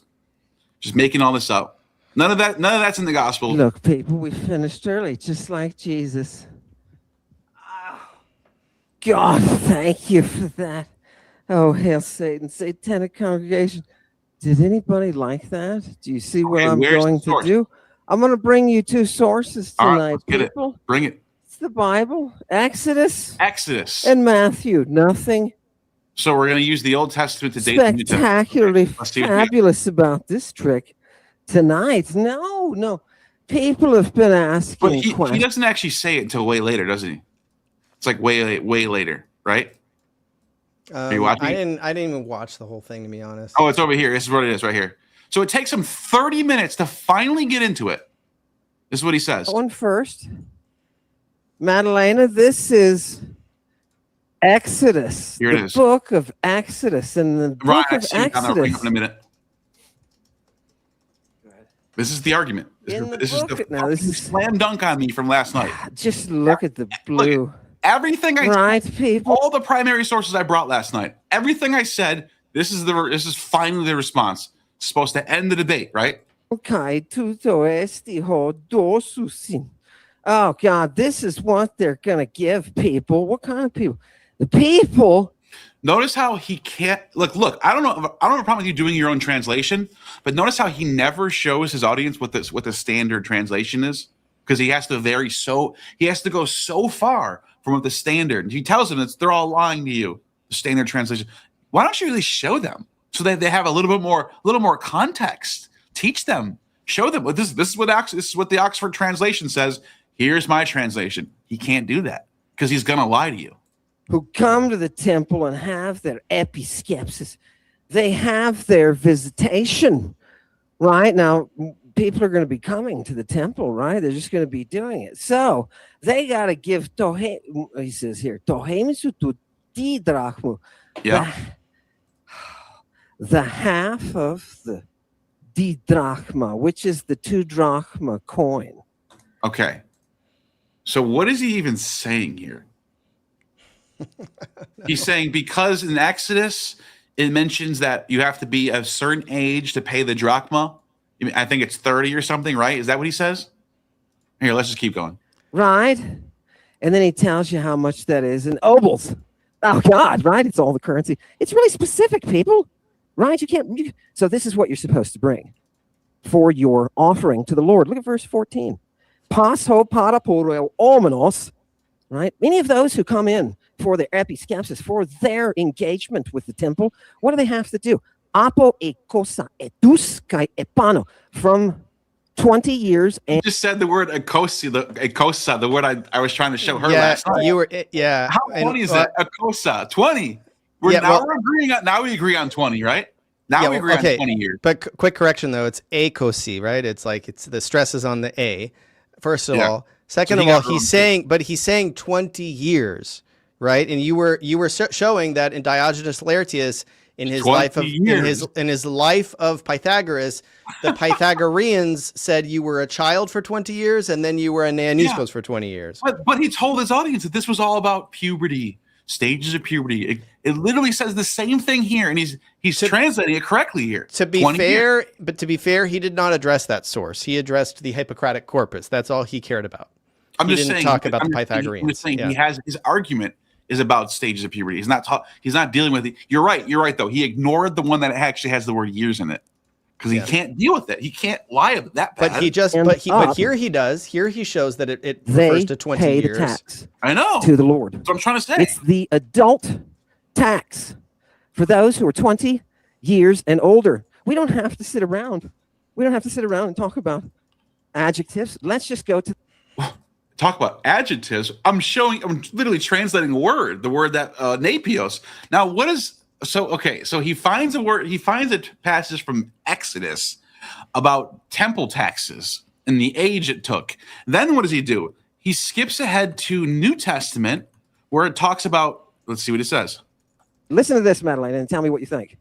Just logically. I just want to take the trip logically. El fonton de auton es Cafarnaum pors elfon.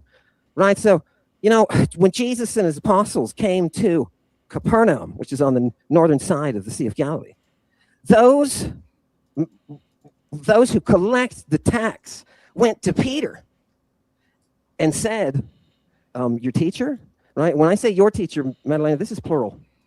So Peter is standing there with the rest of the disciples who we know from the Apocrypha call him Father, Papa. And he is standing there with... They call Jesus Father? I thought they called the God... Did they call Jesus Father? I don't know what he's referring to. They were call him Rabbi. Yeah, they call him teacher. But he does say he does call his followers children in many places because that yeah. Well, okay, yeah, because they're younger than him. No one's disagreeing that they're younger than him. Well, so, it's an idiomatic thing to call your students or your pupils the rest children. Of these kids and the guy who takes the tax. Yeah, these are kids that are doing fishermen and tax collecting, right? Yeah. He doesn't approach Peter. He approaches Peter about his what? His didaskalos, his teacher. This is his. He says, doesn't the teacher, fulfill his duties by giving the didachma, right? Doesn't he? Watch what happens, people. Oh God. Peter says, hell yeah, he does. Nah, baby. Right? So Peter goes off. What? And Jesus meets up with him and he says, Simon, hoy bossy lights, the kings of the earth. What do they do? Right? What? From whom do they take the tax? That head tax. Who do they take it? They take it from their children or do they take it from other people? And what does it say? Peter says they take it from other people, of course, right? And Jesus says to him, so the children are free to pay the tax. Are you ready? But, and this little word "de" is so profoundly impactful here, but so that we don't get scandalized, people, this is what he's telling Peter, Jesus is, right? Go to the sea, throw in your line, and the first fish that you take out, open its mouth, and you'll find there a stater. Use that, he says. Give it to the tax guy for me and...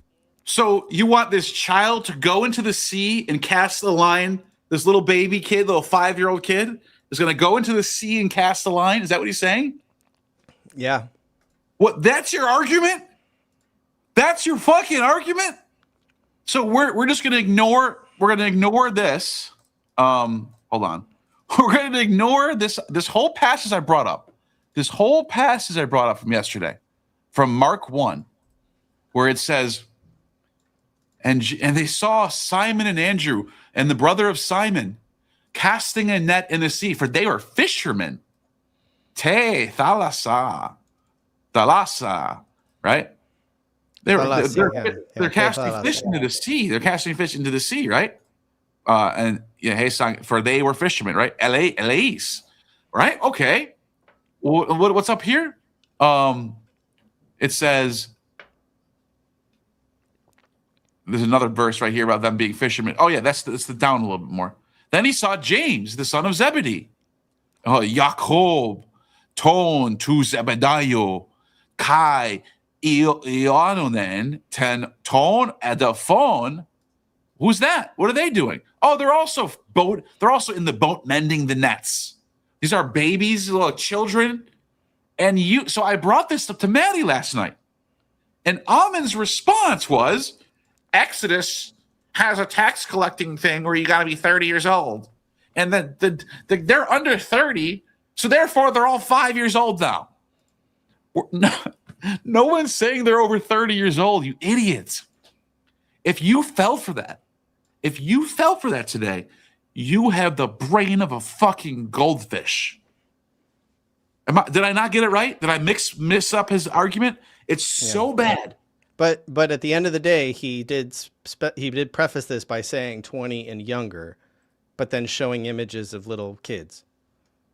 Right. So they're 5 years old because the tax collector because the tax code says you got to be 20 to pay. Therefore, they're 5 years old. Therefore, we get to ignore that they're fishermen and tax collectors. We get to ignore that now because they're not, because of some temple tax thing. Do you understand how stupid this is? I bet you every single person didn't even know what he said today. I bet you they're all watching going, huh? Anyways, Ryan, I kept you waiting. What's going on, Ryan? Thanks for being patient. Ryan. Hey, buddy. What do you got Cross for Bible. What? Hey. I'm sorry. Steven. What's your name? Steven? Steven. I forgot. Steven. Hey, Steven.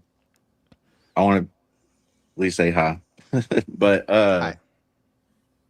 How's y'all's night going? Good. I'm enjoying myself.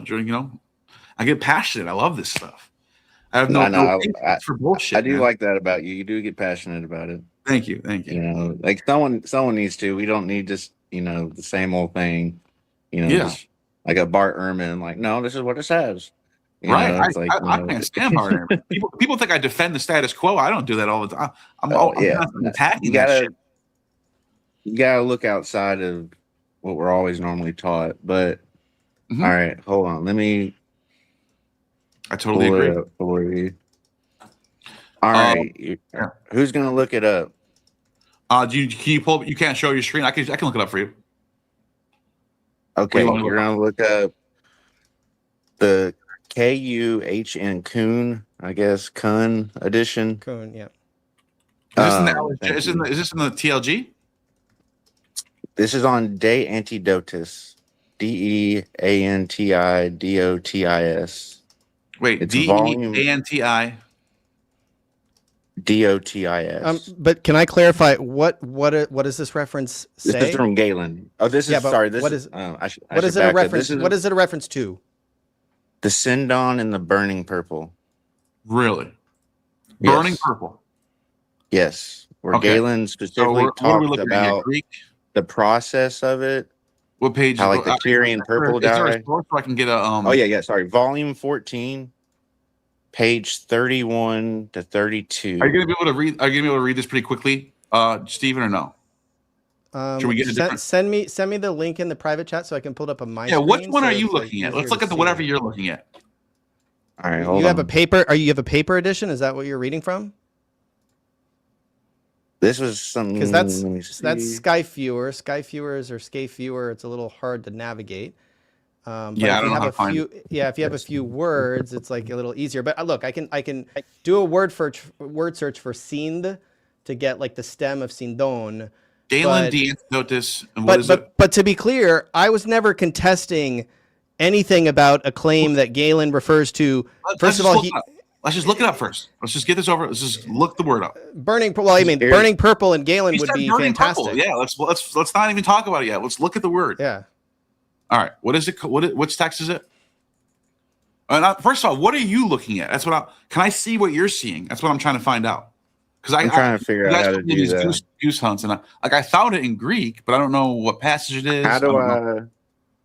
Sorry, you can look, word search in this book on Scaife Viewer, but like what is it? Let's do it right now. Let's not waste any time. I'm doing a word search for porfura and I can't find it. So it's like, all right. So what is the passage? Where's the passage? It's on page 31. It's on the 31.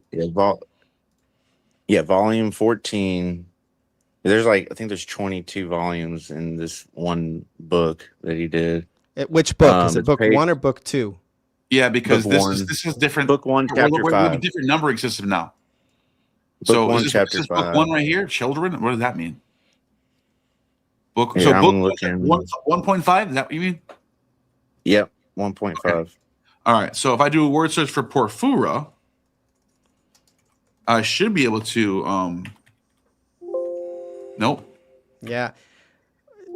Just so you guys know, yeah, I mean, there's a guy who actually works on this project on the Scaife Viewer on behalf of Perseus, who works for Cross Bible too. He does my text processing. Where's the word pharmacon? And this is not a completely reliable, this text. Well, that's what I'm asking always... him. What is he looking at? What are you looking at? What can we see what you're looking at so we can all be on the same page instead of me looking at one translation, you looking at different. You know what I mean? Yeah, I can't do a word search for porphyra. I'm trying to figure out how to hit in this facing. It just says camera 1, camera 2. Now I'm off. You're still here. Click present. If you're in StreamYard, I'm on present. my phone. Yeah. Oh, I don't know if it'll work. Private chat. Okay, so what's the website you're looking at right now? Which website is it? This is on how I had to find it again. Because I read this a few years ago. I had to find it again going to archive.org. Is that where you're looking at? Right? What are you looking at right now? Archive.org? No, I haven't pulled it up yet. I was doing this really quickly. Because hold on. Go back. Because the TLG only has book 2.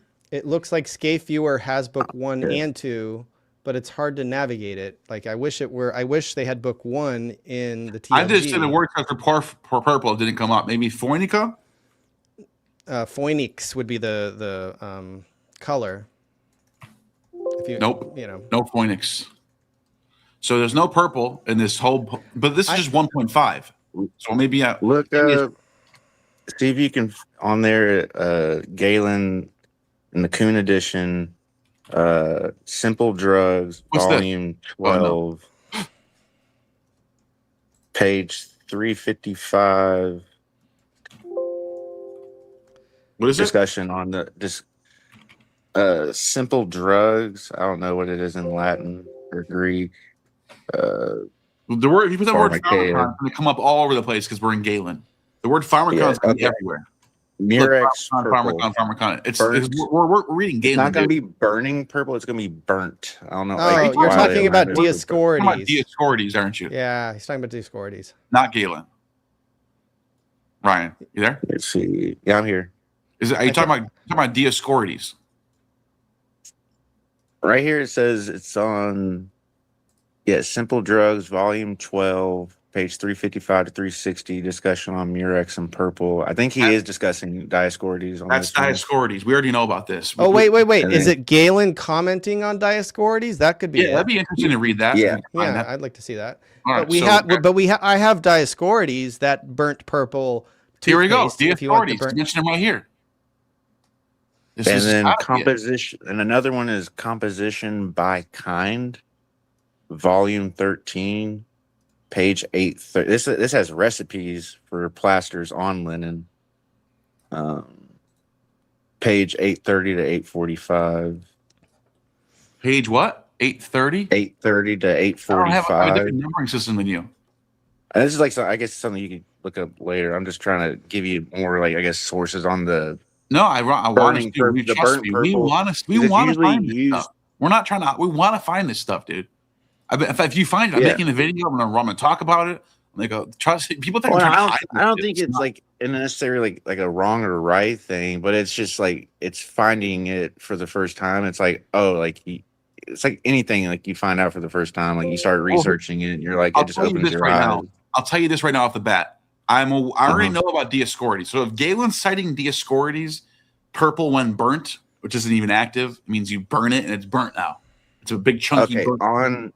But hold on, let me finish my thought. I already know what this is. So we already know what this drug is, but like it is, I do want to know what Galen thinks about it. But this is not new to me and Steven. We've already been over this before. Yeah, I have it up on my screen if you want to see what that source says. On this one, it's in De Simplicium. I can't read that. I'm going to sound like an idiot saying the rest. On Simple Drugs, book 11. This is like Galen provides the primary definition of the burnt purple. The burnt purple is specifically used for cleansing foul ulcers and for reducing growth of the flesh. Just look on the screen right now. Some people connect that to, the cutting of the foreskin, that whole ritual. Well, Galen mentioned this, or someone else said this? This is what Galen's writing about: reducing growth of the flesh. It is most effective when the powder, the burnt purple powder, is sprinkled directly onto a synindon, fine linen, and then bound firmly to the site of the injury. Yeah, which it's a medical application. Obviously, like the context to the vague passage in Mark. You just said it right there. It's a medical injury. This is a medical. This is not a cultic. This isn't a mystery religion. It's not a mystery rite. There's no pre-puberty children involved. It's literally, this is something everyone knows already. We already know about the medical use of purple shells. Dioscorides mentions it. It's medical. What I'm trying to get from Ammon, because Ammon wants to use this as like a mirage. Look at burnt purple. Look, medical usage. And then what he does is once you know about this source right here, then he says they use it for the mystery rites. They take antidotes from the children and they extract like the Theriac. Yes. But there is no primary source that ever says this. It's literally just Ammon. It's just Ammon saying it. On Antidotes in book 2, one must take the fine synindon. Can you find this, Stephen, or no? On Antidotes? This is in Galen. I mean, Galen, I can find on Antidotes 14, book 2. 145, 148. Book 2 what? Or page 145 to 148. It says, one must take the fine synindon, soak it in the juice of the purple or in the brine of the sea snail, and wrap it about the limb before the poison reaches the heart. The sensation of burning that follows is not a sign of injury. Right here? 145. 145 to what? To 148. And that follows is not a sign of injury, but of the medicine's activity in drawing the venom outward through the pores of the skin. And that's Galen 14. Book 14. Not book 14, volume 14. Well, the word purple is not even in here, so unless I just have a different version than you. 145 through 148. There's no word. I'm doing a word for purple right now. What you're describing does not line up with what we played twice from Ammon Hillman talking about how a synindon intrinsically means a medicated wrap, and in Mark 14 it was wrapped around the hoo-ha of the prepubescent boy in order to extract the antidote from his prepubertal sperm that is described by Galen in detail. Remember all of those? Like, where is that? That's what I keep asking everybody for. Yeah, I just literally looked. I did a word search up here. Porphyra, it's not coming up. There's nothing. The word search, if you would, the version that I'm looking at. The lemma search doesn't work on this platform, and you would have to know the exact case form of the word to find it. It's a little, the search engine is problematic. Okay, well, do you see it on here then? I'm looking through it. I don't see Kaisa or Porphyra. I'm looking for Kaisa or Porphyra, any of those words right now. I don't see any. Well, we are also like you're hinting at it as well as like, there's a medical and a ritual context to using the purple. No. We know the medical exists. We're wondering where is the cultic. We don't know that there's no mention of any cultic usage of burning purple anywhere. We already know about the medical use. We've been talking about it forever. If it's an antidote where if you're taking a death-inducing drug, what you're going to have to apply. What are you talking about? What death-inducing? He's saying according to Hillman's hypothesis. You're already just according to Hillman's hypothesis. What you just did there. I'm not trying to be like you just presuppose Ammon worried about this. So Ammon mentions death-inducing drugs and antidotes. We'd never seen anything like that before. Ammon doesn't ever show us. Ammon used to tell me when I first met him, he told me that there was a source for Saint Cyril, 400 AD, Saint Cyril, that he got arrested at 4 a.m. with purple stains on his anus with hookers. And he told me the purple plaster. He told me this, and it doesn't even exist, the source. That source for Saint Cyril, I was asking him for months when I first met him. Can you show me where this source is? He kept going, it's somewhere in the church fathers. It's somewhere in the church fathers. And I never found it. Doesn't exist. Have you ever seen it? This was Have you ever seen it, Ryan? I've seen it's not as specific, like obviously like. But have you seen that source about you said the plaster? Have you ever seen Saint Cyril being arrested at 4 a.m.? You've seen it. No, not the whole. Like heard about it. It was in the middle. It's in the middle of the night because. What source? Obviously, they had the Last Supper. It's in the middle of the night, and he goes out and he stays up all night. Cyril. Ammon told me that there was a primary source from like 400 AD or something. Oh no, I haven't seen that. No. Okay, all right. I haven't looked into it that much. Have you read Toxicology and Antiquity? The chapters by Ammon Hillman? His chapter. No, I haven't read the Chemical Muse. No, not Chemical Muse. Toxicology and Antiquity. No. You can download it online. It's available on Academia on Carl Ruck's page. That book has a very, very detailed description of the burning purple. For the life of me, still can't fathom why this isn't like holy scripture for the Ammonites, why they don't dig through this book. And because he has citations in every other sentence is a citation, and you go into the footnote and you can look up all of his citations. You never find it. But so that's where he says, But it looks on the at first glance, you're like, whoa. There's a peer-reviewed book by Ammon Hillman and Dr. Ruck, and it says extracted from her vagina, and Medea extracted drugs from her vagina, and burning purple, and little children, and prepubescent child. Citation, every other sentence, And then when you check the citations, you can't find anything. It's all just nonsense. It's so like it was one of the most eye-opening experiences for Ammon I've ever had. I realized this guy's a con man. Can we show him this? I'd love to. The thing is, if you're just casually interested in Lady Babylon, or if you're a full-blown Ammonite cultist worshiper, like I don't get, there could be a whole spectrum of your interest in this material. You should be digging through. You should wake up in the morning and read Toxicology and Antiquity when you wake up and right before you go to bed. It should be your Bible if you're into this thing. You would think that, but I think Ammon wants to hide this for whatever reason. I don't know what. I think he knows it's so over the top. Yeah, because I think this is what got him to be. I think this is what got Ruck to stay away from him. Like Ruck never invited him back for these book projects after this, and he used to invite him. But he wrote this stuff and it got through the peer review somehow. Look at this. In Antiquity, entheogenic drugs administered in the concept of sexual acts were considered an avenue for facilitating sacred mystery, union of initiate and divinity. The union was considered a divine marriage 16. And then what is this citation? He just explains it more. A good example of the Eos rite, gamos, sacred union, can found in Euripides. And then when you go here, it does mention the gamos, it mentions the sacred marriage, but it doesn't say anything about drugs and sex. He just made that up. Another one he makes up, Medea's Eos was called Colchian fire, was said to contain a principal ingredient, ephemeron or meadow saffron. And then he cites, what does he cite, 55? Where's 55? He cites Euripides. That's going to be on slide 47. Translated by David Kovacs. And then here's what you get.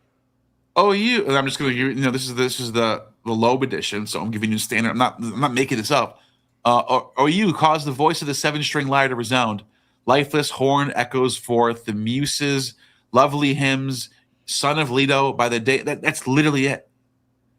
Oh, whoops. Look it. Now, what you just heard right there, do you hear anything about sex and drugs? He literally said that this is about Medea's Colchian fire containing metal saffron. The line between medicine and magic is often blurred back then, though. Like when it was in mystery cults, at least. Yeah, but where is it on the citation? What I'm asking you, where's the medicine or magic here? Well, it's in the purple, like with the use of. There's no purple. You know, no the purple. synindon. Look at the Greek. Like, there's no purple on Think of the synindon as like a ritual mark, because the synindon is a fabric. The synindon is fabric. Why would you think that though? Right. Where would you get that idea from? Well, in a ritual context, it's a synindon is more than a bandage. It's not just used for one purpose. But a synindon is not a bandage. I'm just having a conversation about it. Hold on. Where maybe he has something we don't know. Where did you get this idea from? Well, I'm just having a conversation about it. No, I would love to know, because me and Steve have been looking up synindon. We've been reading texts. We've been trying to find out where I'm getting this from. Never once am I seeing anything about synindon. Have you ever heard of the linen of initiation? Linen of initiation? Yeah, it's like a cult of Isis. It's a Pythagorean tradition. Yeah, I'm kind of familiar with what you mean, but yeah, like where the linen is just like in Kabbalistic, ritual purpose. Like white linen is like the preferred method when you write, your shit on. Right. So it's like it's a pure fabric, okay. And so like initiates are often called synindon. I think it's called linen. Well, yeah, no. I'm pretty sure Appalachians use the word synindon here. But he could be using the term linon, which is the term for linen. Linen is a Greek word. Let's just say it is synindon. The word synindon is the linen cloth. It's the application. Your rituals are the context of the source that we're reading. But the word linen has nothing to do with the ritual. It's just the word that they use for linen. So okay, well, if I'm looking at it from an outside view, that's a beautiful thunderstorm tonight. Love that. Sorry, the medicated touch, or for like a ritual specialist or a theurgist, when you soak the synindon with the burning purple, the resulting burning cessation is often like, I would see it as like a purification by fire. Where are you finding this though? What source did you just made up? Where is this from? No, that's like just from all the research I've done over the years. Like when you read about these cult practices and like what where has anyone ever mentioned burning purple being applied to his synindon ever? Name one place. I can't off the top of my head. I know. I'm sorry to say. I knew you were going to say that. I knew it because it doesn't. I'm not going to act like I know. I know. I'm just having a conversation. I'm not being a dick. I know you're good, bro. Oh no, you're not. You've been awesome, man. I've been looking. I was friends with Ammon. I defended him. I wanted him to be right, and it just came to a point where I realized that none of this is real. It's either I can go along with it and pretend it exists like everyone else is doing, like Snappy and these idiots, but I don't want to do that. I care about truth. I care about reason. Yeah. You know what I mean? These people don't. If you're, by the way, guys, burning purple. Okay, go ahead. Sorry. I just want to make sure this is totally clear. What Neil has on screen right now is exactly Hillman's definition of what he actually describes the burning purple as in this book. Medea's Eos was called Colchian fire. This is a real thing, and was said to contain a principal ingredient, ephemeron, metosaffron, colchicum autumnali. That is the burning purple. Just so everybody understands, that's what it is. It's a chemical colchicum. Effect. It is not the Murex. It is not Murex purple. This is important. Okay. In Well, murexine is a text, neurotoxin, right? The medical text says it comes from a snail. It comes from the little animal. It's a neurotoxin. Sure. But Ammon's saying, wait a minute, it comes from meadow saffron in here. Yeah, it's a flower. Which one is it? Is it they're not the same thing because of the same color? Okay. You know, you understand? Yeah, when you burn it, it does turn white. I fell for this, bro. I was like, yeah, that's a good point. Wait a minute. Which one is it? Is it the snail or is it the saffron? It doesn't make any sense. They're both purple. So whatever, like, what are we doing? Is it anything that's purple counts as burning purple now? But then we're just making up our own shit. You know what I mean? And look at the yellow section. Creusa applied the colchicum flowers of the metal saffron directly to her vagina before engaging in intercourse with the god, because Apollo, rapes her. That is not true. Like, you can go look that up. It's not true. She's putting meadow saffron flowers into the folds of her gown, and he's translating kolpos there as vagina. Like, this is a lie. Mm-hmm. But this is burning purple. There's no Tyrian purple extracted from murex shells in this particular place in his book. Yeah. So this is definitely a book you should check out. Besides Ammon, like the clinical use, when I read about this from Galen, like there's different purposes, just like in most drugs that we take today. Like, if you're applying it to a cut, it's a neurotoxin. So like you're opening up your body and sealing it with that bandage, and it's going to, in a sense, like you're going to go into I have it on my foot a muscle relaxation, basically. Last night I said I had an appointment in the morning. I had a foot appointment. I have a synindon on right now with ointment on it. It was an ingrown toenail. I had to get it cut out. Fucking hurt. Shit. Oh my god, it hurt so bad, dude. Did they go down the side? No, I'm saying, medically, we all agree on this. We agree on medically. You apply it. You apply an ointment. You put the synindon over it. We get that. I think he doesn't explain himself good enough, because like the Christing ritual, like, or the anointing process comes from the practice of rubbing the body with a medicated oil, right? You're adding medicated. You're adding medicated on top of that. That's what I'm saying. This has all been said by Ammon, but we want to know where is he getting it from? It's a big mystery. But I want to clarify. You said that Ammon doesn't explain himself very well. He does in this book, and what he explains in this book is that ephemeron is burning purple. He finds sources that refer to it as something that when it's rubbed on the skin, it burns. And when you ingest it, you puke your guts out. It's poisonous. It makes you thirsty, he says, too. It's poisonous, yeah.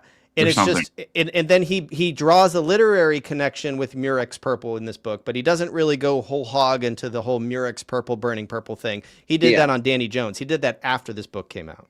Yeah, he's all over the place. It's just like he just goes to whatever he feels like saying on a day. Burning purple is pure is the snail one day. The next day it's a flower. The next day it's a mushroom. The next day it's something. It's always something different.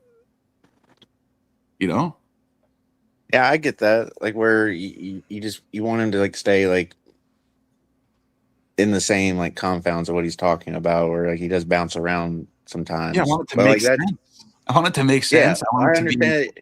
I want it to be like not make sense. I want it to be accessible. And the reason why I wanted it to be accessible, I was working with him for 2 years, and I wanted to make a documentary on this stuff. I made a few videos with him on the road, but I was asking him about the burning purple. I was doing my own digging. I went through Hesychius. I went through every time that Hesychius mentions the word purple. And I made, Steve, you remember this? Yeah. I went through Hesychius. Every time the word purple, whether it's phoenix or whether it's porphyra, I made a whole list. And I did a whole presentation. And I was like, all right, there seems to be a connection with this flower, Eos, and purple. What you're looking at is a Google slide that has like 600 primary sources and lexicon, like all this stuff. That's like, this is the research that we were doing into this to try to validate like what he's saying. You can't accuse me of like not trying here. I understand. There's so many, like different writers of the time and like the era, like it was written in the word or what it means in the time period. And I get that. It's even like when you go down the LSJ and you look at like the 30 different authors that, have a definition for this specific word. And like, it's hard to like attach it to the time period that they're referring it to it. And I get that. Like, I totally get that. But I've gone through every LSJ entry that he inspects. I've gone and drilled down into the primary source and copied and pasted the Greek into this document. Like I've done all of this. Like, I probably put more hours into researching Ammon stuff than his own followers. Yeah. Well, look into De Antidotus, because I think you may find something in there, to where he has descriptions. To me, it's referring to ritual, because you gotta think like he's a pagan reading. He's not thinking of like, he's not writing this as a Christian, like how much Christian authors are writing like later down the road, and like how they're, writing Mark, Matthew, Luke, and John and stuff, like where, but like you that saw specific. You saw the clip I played in the beginning, right? Yeah. Just okay. Yeah. That's the John Price interview on The Sacred Speaks with Hillman. Yeah. You saw that interview. Which is like, I was trying to talk specifically like about that, which I think we have discussed it. Yeah. So when you saw that clip, I played the clip twice, and I told everybody on the stream, I just said, hey guys, like find this reference that he's describing. Do you believe that reference really exists exactly the way he's describing it, or do you think he's fudging it a little bit?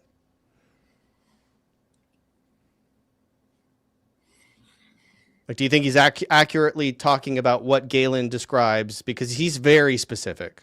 I mean, Hillman is very specific about what this citation allegedly says. He just doesn't say where it's from, but he describes it in a lot of detail. Do you think that is true? Are you frozen? Am I frozen? I think he froze, yeah. Oh, he froze. Here, there I am. Oh, okay. Oh, he's there. Oh.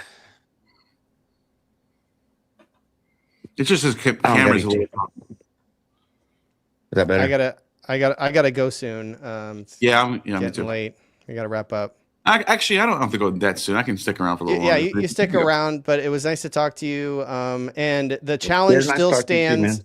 The challenge still stands to Ammon Hillman and all of his followers to find that section of Galen's antidote that it matches his description. I want to see it, please. I will retract. I'll make a YouTube community post about it, and I will I will confirm that Ammon is not lying. He's telling the truth about that source. I want to see it, please. Somebody help me find it. Like, looking De Antidotus, I think I gave y'all like the page numbers, but like he does discuss ritual descriptions of the stinging of the divine oil, the purple. Wait. That awakens the Does he say divine oil? Yes. Are you sure? Galen says divine oil. That awakens the initiate. Okay. What are you reading right now? All right, I'm gonna leave, but again, I want to see the description of prepubertal sperm. That's what I want. Somebody find me that. Thanks. Yeah, that's a different story. I haven't found that yet. All right, work on it. Bye, guys. All right, bye. What are you reading then? All right, maybe I just missed the last part. You said this is Galen. Well, because like in the antidotes, like De Antidote, it's on page. Hold on. Yeah, because I'm looking through the Greek right now of Galen's, and I can't even. I don't know. I have a different numbering system than you. So okay. I have to do like a word search to find out where you go, like what words you're using. You said divine. You know the Greek word for is it like what is it like for divine? Is it like which word is it? Do you know what word it is? Because there's a few words for divine in Greek. There's like theotes. There's daimon. Find it specifically. Maybe daimon. Let me see. Let me use the word daimon. Let's do that. Daimon does not exist in this one. But I'm only looking through book 2 right now. Theon. The Theon. Okay. So it's the Theion. Theion. Yeah. Oh, Theion. Okay, Theon. So Yeah. So it would be. It's like divine or holy oils. It's on page 145 in book 14. Or volume 14. Sorry. Okay, hold on. Book 2. I'm in book 2. Okay. So I'll do it. If I do it for theta, epsilon, iota, I get a whole bunch of hits. As soon as I add omicron, I get a couple more. And then if I add that it's gone. Oh, so you're right. So there is for burning, it's Cultist. It's Kausis. Cultist right here. Burning right here. So let's see. We got here's it for here. Let's do this. There's the word pharmaca. Let's do the purple is the divine part of it because it's all relationship with Hercules. That whole story, that whole myth. Yeah. The burning the shirt that's on him. Yeah, where his dog finds the snail and he's like, "Why is your mouth purple?" So it's like so hold on a second. Let's see divine or spirit awakening, I guess you could say, because there's that there goes into the whole cultic Hebedexa, Tatont, and Suntagmati Etero. And then so then you can hear it says Thelusi pharmaca poien usa causois. Wait, what would I'm trying to see what this is like.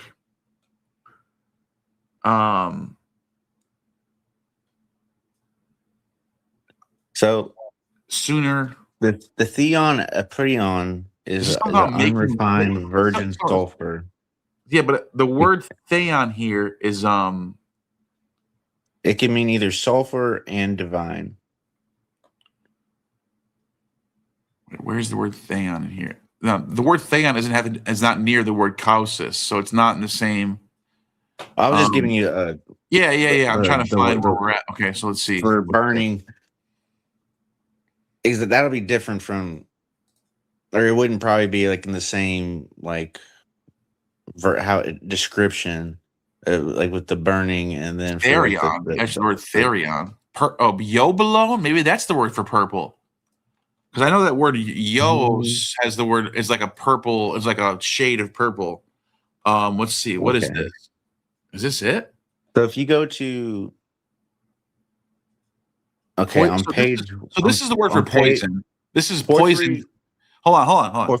Sorry, this is poisons, Therion, which would be beast, and then sting, dagmasi. So some sort of stinging of poisons right here. I'm on page 200 though. I wish we could just look at what you're looking at, man. No offense.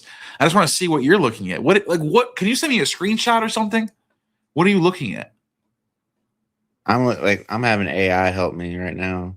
On the summary of key pages of the Kuhn volume 14. Can you do me a favor? Can you ask, did you hallucinate this?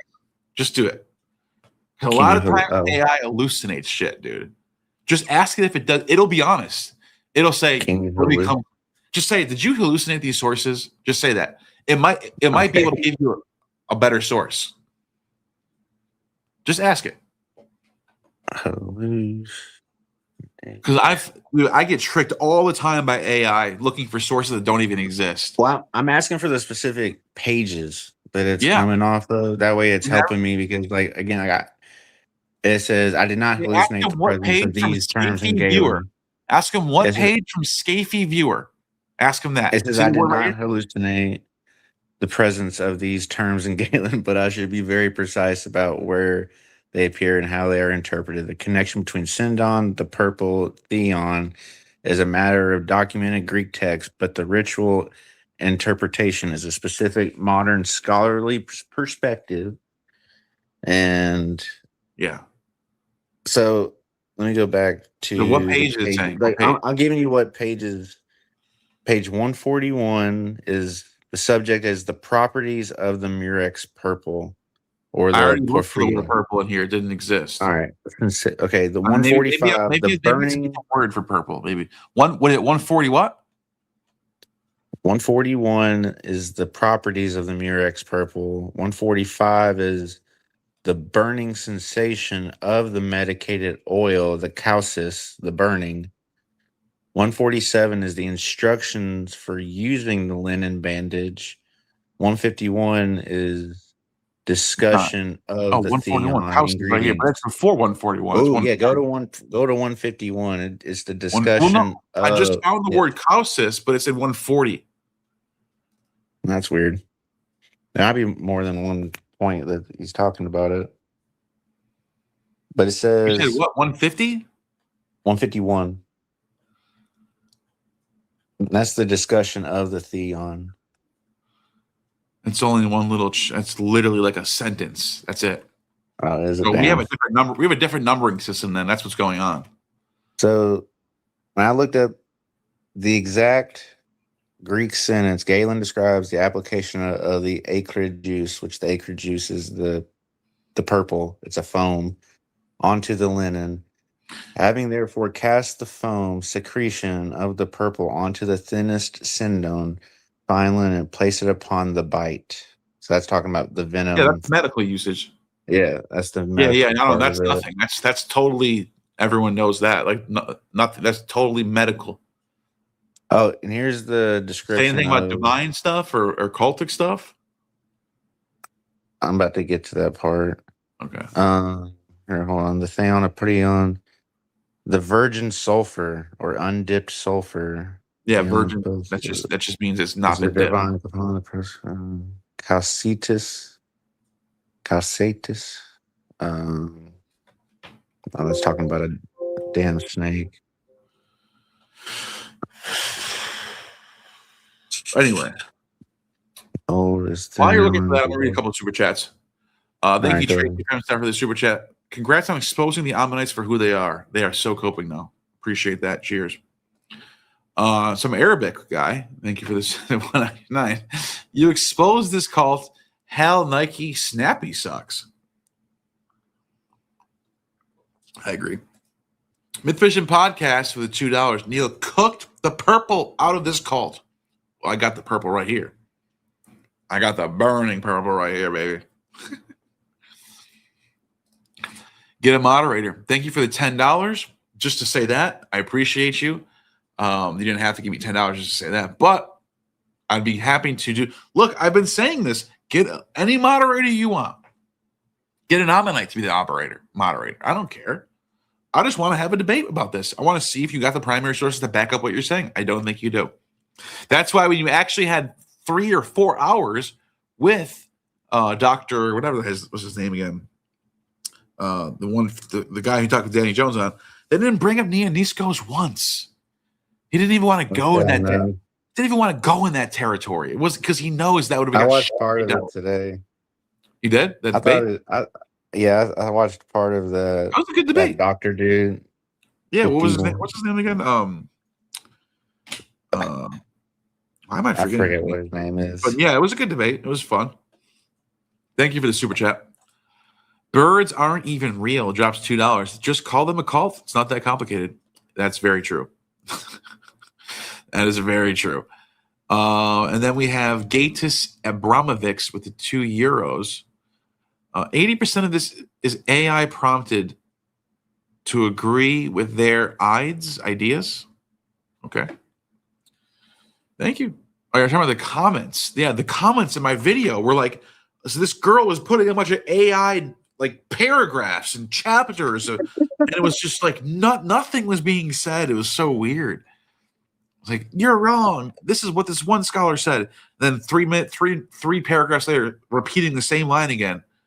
I'm like, oh my God, get away from me. So it came up with a summary for me about the synindon, the purple, the burning, and the sulfur. Which I just asked, I said, can you come up with a summary for me about Galen and his references from the clinical to the medical? And it says the divine ritual explanation is the contextual theory, which most of it is theory, is often applied to these specific pages by those studying the history of ancient drugs and mystery cults. It is not something Galen explicitly states. He remains clinical, but it is why these specific paragraphs are famous in certain academic circles today. There you go.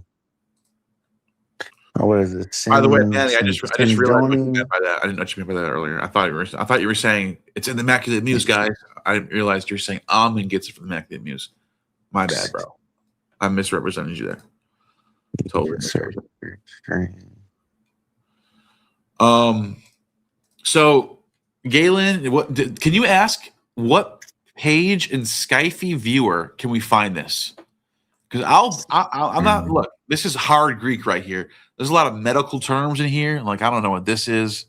There's a lot of big medical terms in here. I'm going to try to find the poor purple, and maybe I can chip away at it. Maybe I can like figure it out. You know what I mean? But you need to tell me, how do I find it in Skyfy Viewer? Ask him that. Where do I find it in Skyfy Viewer? Just type that in your GPS. Whatever. GPS. Yeah, it is GPS basically. Yeah. Find it. How do you spell Skyfy? SCAIFE. All right.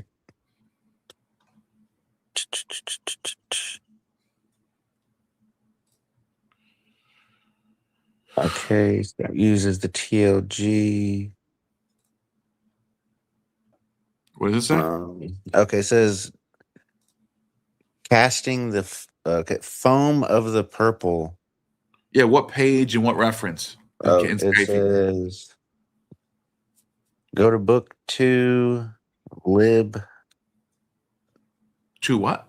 Oh, I'm looking. It says the text is divided into 2 books. Find the section, look for the header. Oh my God. Okay, here it is. Volume 14, page 147. The 214? 214? Like 2.14? Yep. And then you said volume what? Volume 14, page 147. Section book 2, section 7. Super chat. Book 2, section 7. Him and others have finished the reconstruction of the Germanic epic, Ultranach. Hold on. I got a super chat. All right, you're good. Let's see here. J Doc, thank you for the $5. You should get Mark Pure Year. Him and others have finished a reconstruction of the Germanic epic. Yeah, dude. I want to get more into Norse, Germanic, Celtic. I got to expand more. I mean, I love my Mediterranean. Obviously, it's my roots. You know, my mom's mostly Italian and Greek. But when I took a DNA test, turns out I'm actually more Nordic than I am. I always thought my mom was like full-blooded Italian. My dad was, but I found out I'm actually more up there. I actually have more German and Norse and all this Celtic, and so now I got to find out my other side and find out it's from most of my dad's side. Mm-hmm.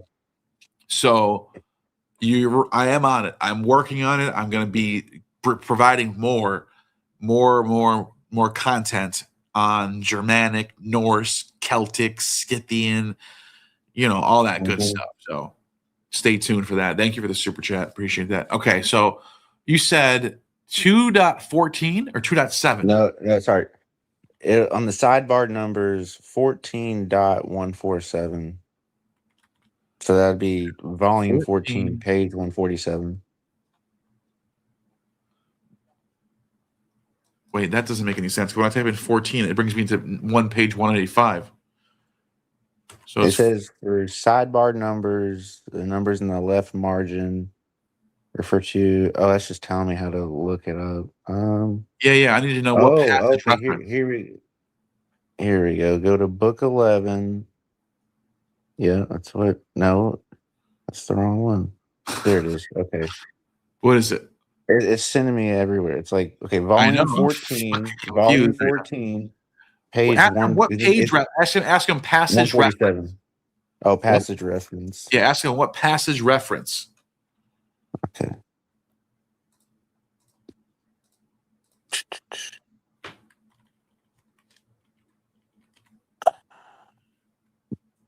Okay, now it's changing. No, okay. No, that's okay. It just says on page 147, look for the sentence that describes the application. Page 147? Yeah. I'm reading the Greek Porphyros. It has the word porphyros in there. Apron. Yeah. That's just having them cast the foam. No, it's the same passage before. Remember that little patch I showed you? Look at it.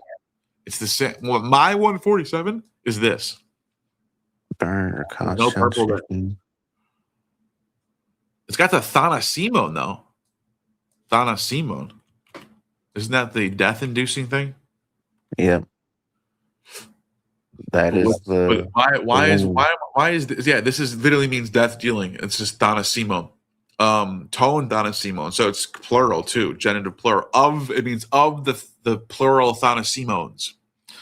But I don't. But what's going on here? So let's see. Alos, Kondron, and this it's saying to search for. That's for Sindoni. That's for on people bitten with viper. The burnt purple. It was just showing me. Do you have a way to search? Yeah, search for the word. So this, this literally says right here. This says, what? Eat some dried figs.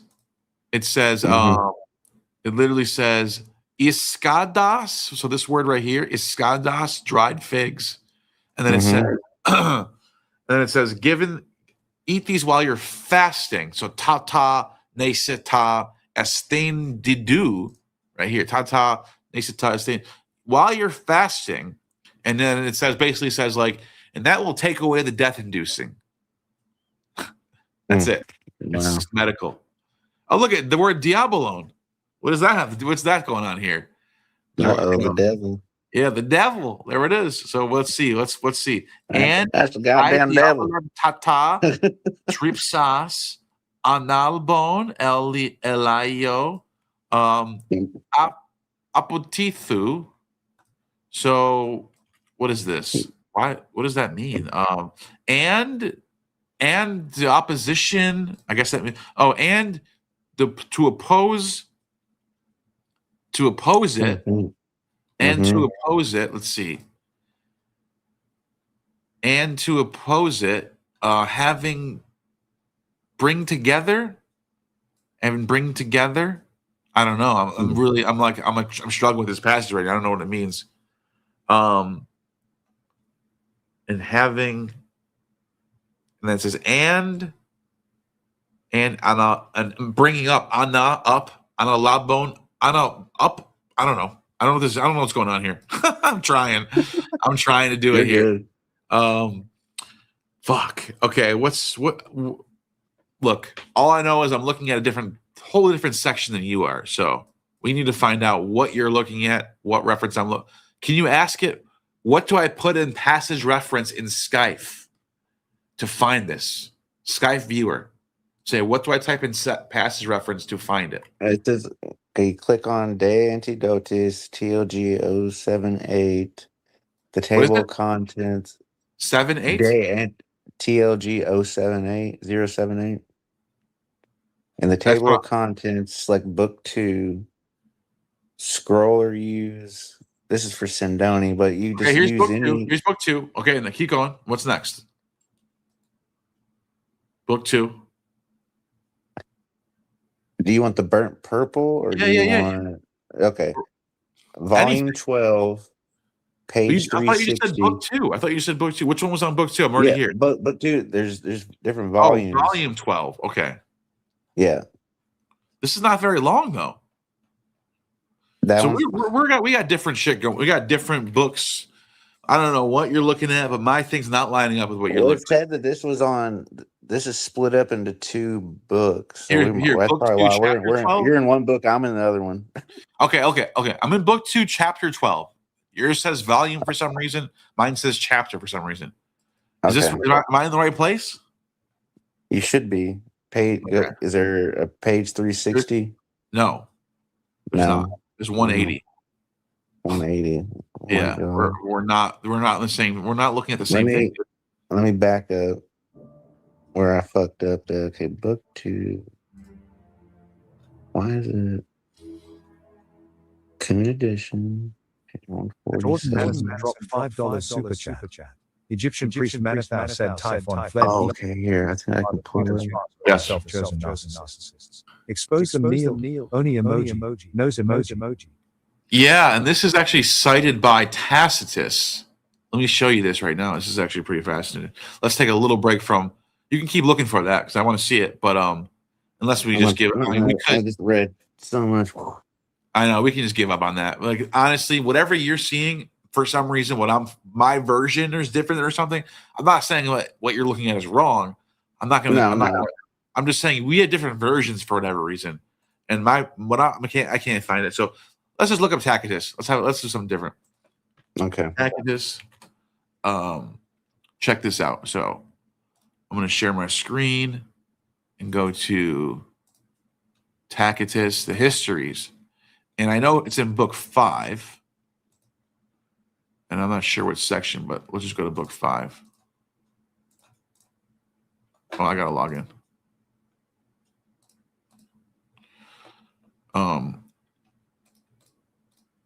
Book 5.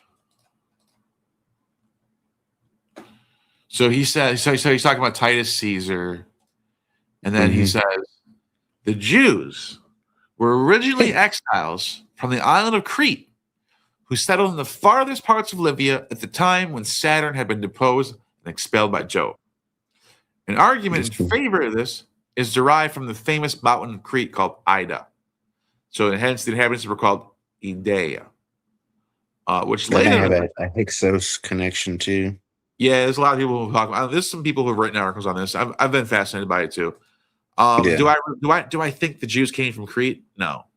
Do I think they borrowed cultural stuff from the Cretans? I do. Yeah, they're very close. Yeah, I think that's what's going on. Well, it's Semitic. Like, there's so many cultures back then that you could qualify as Semitic. It's just and the genetics of Jewish people are very. They have such different admixtures of Near Eastern and Mediterranean, and they have like Greek, and they have Hittite DNA. So that region was a whole melting pot back then. They're not pure or anything. That part of the world, like Salem, it's like it had a different, things get renamed and stuff, but it was a melting pot. It's like where two of the big in the time period, at least of like in BC era, 1200 and before, like two of the biggest empires, Hittite, like you were saying, in Egypt, that was right in the middle. That they were all trading with each other, and I think that there were all obviously there's kings. It's like how we have governors today. Like obviously there's gonna be kings in lesser areas to get their taxes and stuff, and then over time, shit just goes sideways. Yeah, you got these Greeks, fucking shit up at Troy, and then when they get bored for 10 years, like, hey, what are we gonna do? Oh, we're gonna go pillage the coast. It's like, and then you have mass migration issues, and and you gotta think of the time period. There's a Eric Klein. Have you ever read any of his stuff? Kind of Eric Klein. What's it called? It's like 10. What is it? It's 1177 BC, the year civilization collapsed. Yeah, the Bronze Age collapse.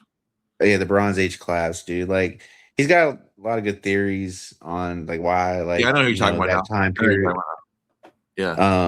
Where that time before, like in like the 1200s, like everyone is trading with each other. Yeah, it was a huge time. They were very literate. They had a lot of technologies that we found later on. They were very more advanced. Cataclysm happens. Something something the dark age happens. Then they come out of the dark age, and then you have a classical period. It's pretty crazy. Yeah. But anyways, it says some hold that the reign of Isis as the superfluous population of Egypt under the leadership of Hero Shlemus. So it's basically saying that Jerusalem's name comes from this guy, Hiroshima. It sounds and like a Jew. Yeah, and Judah, that's the name right there, Judah, and discharged itself. But no, what's here? The thing that people need to realize about this source is it's totally different from the Bible, because Judah is one of the 12 tribes. Here, it's just some guy. It's just some dude. What's even crazier is the time period. This is not in the Bronze Age. This is like 700 BC. So it's the strongest dude in your village, and yeah, like literally, like your chieftain. You know, like discharge yourself on neighboring lands. Many other things that there were the Egyptian stock, which of the reign of Kephius forced migrate, fear, and hold. Others report they are Assyrian refugees. There might be some truth to that too. A landless people who first got control of a part of Egypt, and later, this is talked about the Hyksos, by the way. They're Syrian refugees, landless people who got control of a part of Egypt, which does map on, because during the Hyksos period, they only controlled the north. They didn't control the south. And it says later, they had their own cities and lived in the Hebrew territory and on the nearer parts of Syria. Still, others say that the Jews are of illustrious origin, being of Salome, a people celebrated in Homer's poems, who founded a city and gave the name Hiroshima, formed their own. Most authors agree that once during a plague in Egypt, which caused a bodily disfigurement, King Bacchus, and now you can look this guy up, he's a pharaoh, a real pharaoh, from the 8th century BC. Huh? And that was just before Persia took shit over too. Yeah, calling a couple centuries. We're talking Iron Age. We're talking almost classical period. Not Moses' time. So like this is a whole different timeline. So it's like this is from what the super chatter said. This is from the Manetho sources, and it said approach the oracle of this King Bacchus approaches the oracle of Ammon, and Ammon says, ask for a remedy. Whereupon he was told to purge his kingdom and transport this race, talking about these Judeans, into other lands. This is the god Ammon talking through the oracle. The god Ammon tells the priest, get these people out of my land. They're all causing all these problems. Get them out of my land. And says, since it was hateful to the gods. So the Hebrews were searched out, gathered together, being abandoned in the desert. While all the others lay idle and weeping, only one of the exiles, Moses. So wait a minute. Now Moses lives in 700 BC, not 1500 BC. I've seen how different this is. I've seen that too.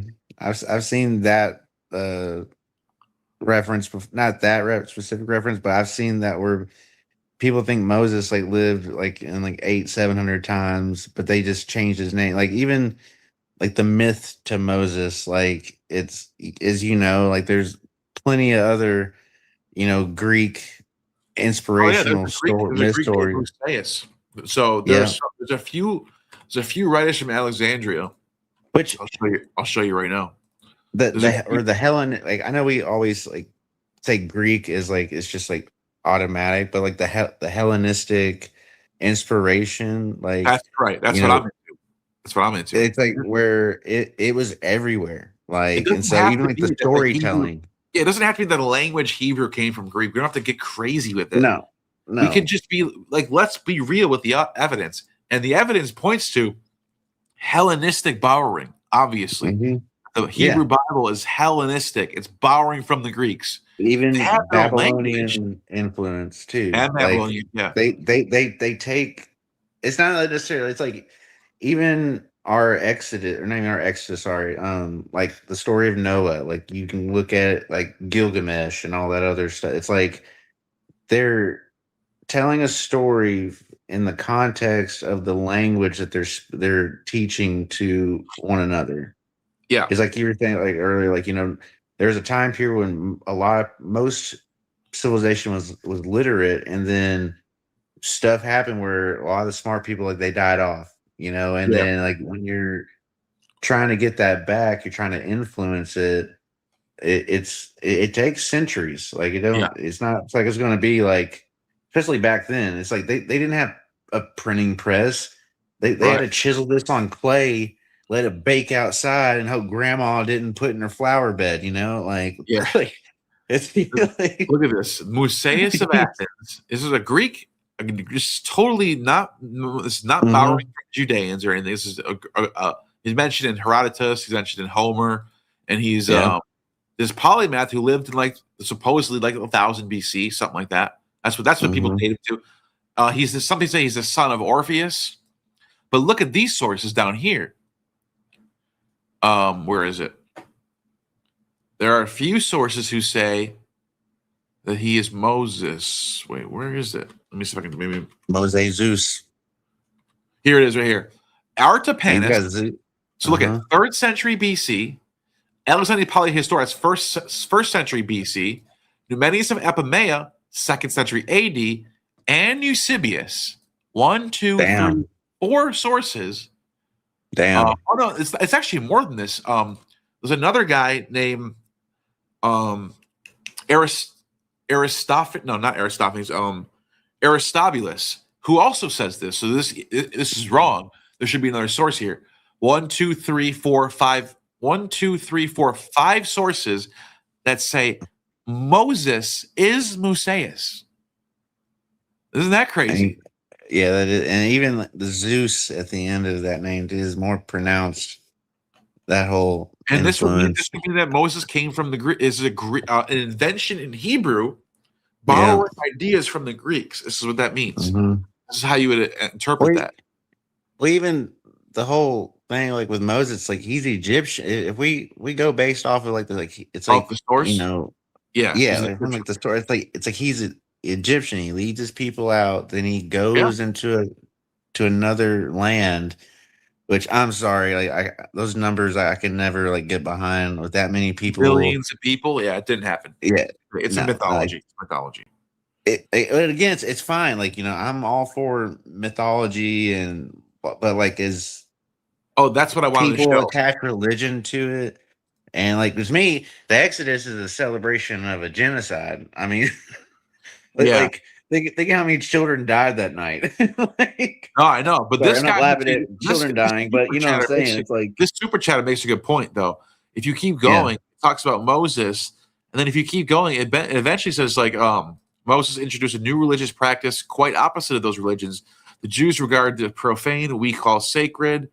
They dedicated a shrine of guidance of the animal. Guidance of the animal that enabled them to put an end to their wandering and thirst. So what was that? Well, let's look up a little bit. We can find out. It says with a cow. It says right here. They set out on their journey, trusting to chance. Nothing caused them to stress scarcity of water. In fact, they had already fallen exhausted over the plain unto the death, where a herd of wild asses moved from their pasturage to a rock that was shaded by a grove of trees. Moses followed them, conjecturing that there was grassy, discovered abundant streams of water. And then it says, it was on the 7th day, they dedicated a temple on that day. And he says that this donkey, the animal, the donkey, led them to salvation. And then it says, because of this, they worshiped the donkey. Shoot. They sacrificed rams to get at Ammon. They hate Ammon. They offer the ox because Egyptians worship Apis, the bull. So he goes on and on. He says maybe they worship Saturn. He says some people say they worship Dionysus. Where is that one? Liber. He says, I think Liber. That's the next page.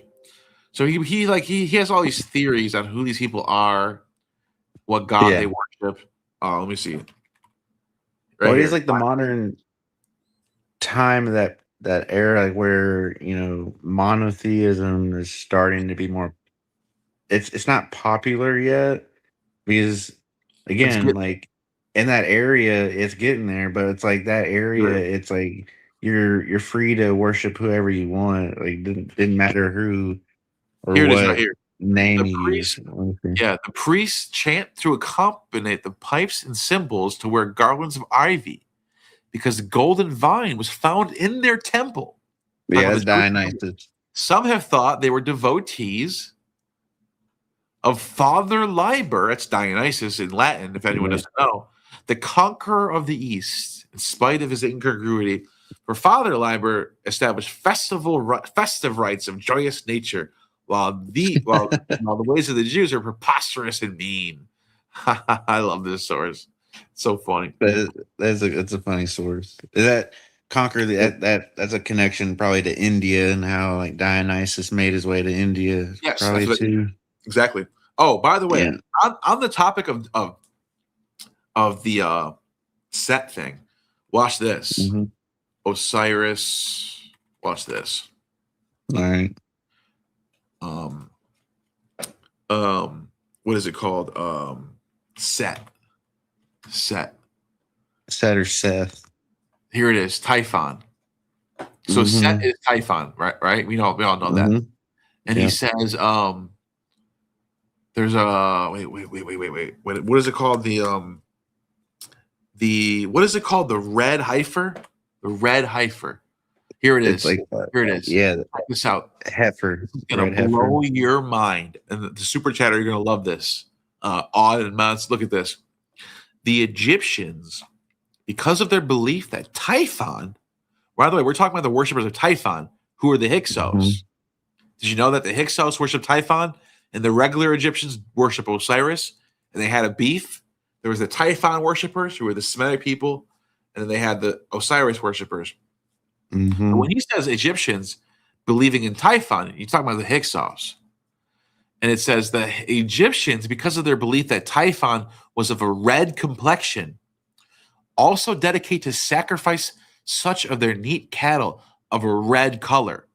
But listen to this. Oh, damn, the red heifer. But listen to this.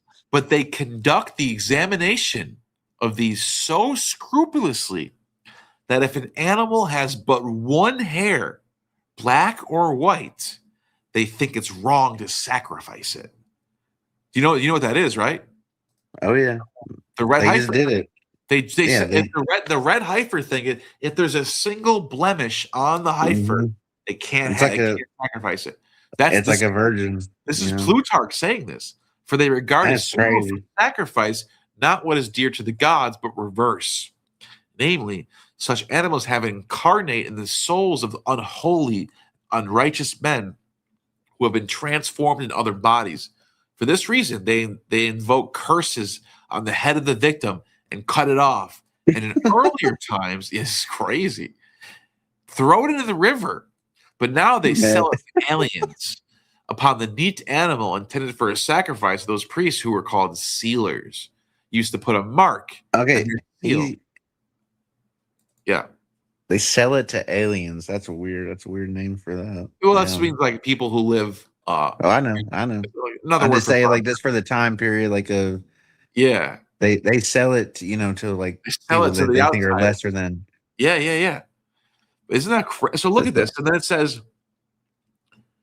this also a reason why, since they hated Ochus, most of all the Persian kings, because he was detested, an abominable ruler, they nicknamed him the ass, the donkey. And he remarked that this ass will feast upon your bowl. And they slaughtered Apis. So you can see there's this theological war going on. They're slaughtering a bull. They're slaughtering a donkey. We're slaughtering a bull. We're slaughtering a donkey. And then it says, by the way, people who are like, but this has nothing to do with Jews. What I just said, right? It doesn't mention Jews yet. But let's keep going. I looked at this. Keep going. And there Those it is. who relate that Typhon's flight from the battle was made on the back of an ass and lasted for 7 days. 7 days. Yeah, and then you go. We just read the source about 7 days and donkeys, right? Yeah. He had made an escape. And he became the father of sons. Who were the sons? Hieroshlymus and Judaeus are manifestly, as the very names show, attempting to drag Jewish traditions into the legend. So you have this origin story about this guy who's sets up these rituals. And he's talking about the Hyksos, by the way. These worshippers of Set who hate Ammon and they hate Osiris and they sacrifice bulls because those are sacred animals to the Egyptians. And he says that there's this guy who, for some reason, he's having this like theological war, And Typhon, the god, gets on the back of a donkey, or Set. You can call this god Set. It's the same god. Yeah. And he's talking about Set as like a real person, by the way. He literally thinks it's a real person named Set or Typhon. And he gets on the back of a donkey, and he's in the desert for 7 days, and he makes his escape.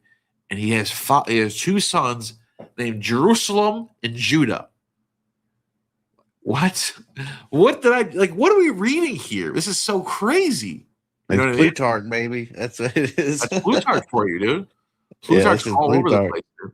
That's what he brings. That's what he brings, man. But I'm glad you brought the super chat because I love this stuff. Yeah. Yeah. Typhon equals Set. Yeah, absolutely. Typhon does equal Set. If you look up Hyksos, by the way, Hyksos, you can see. I love reading about the Hyksos. There's so much wealth of information on these people. They worship.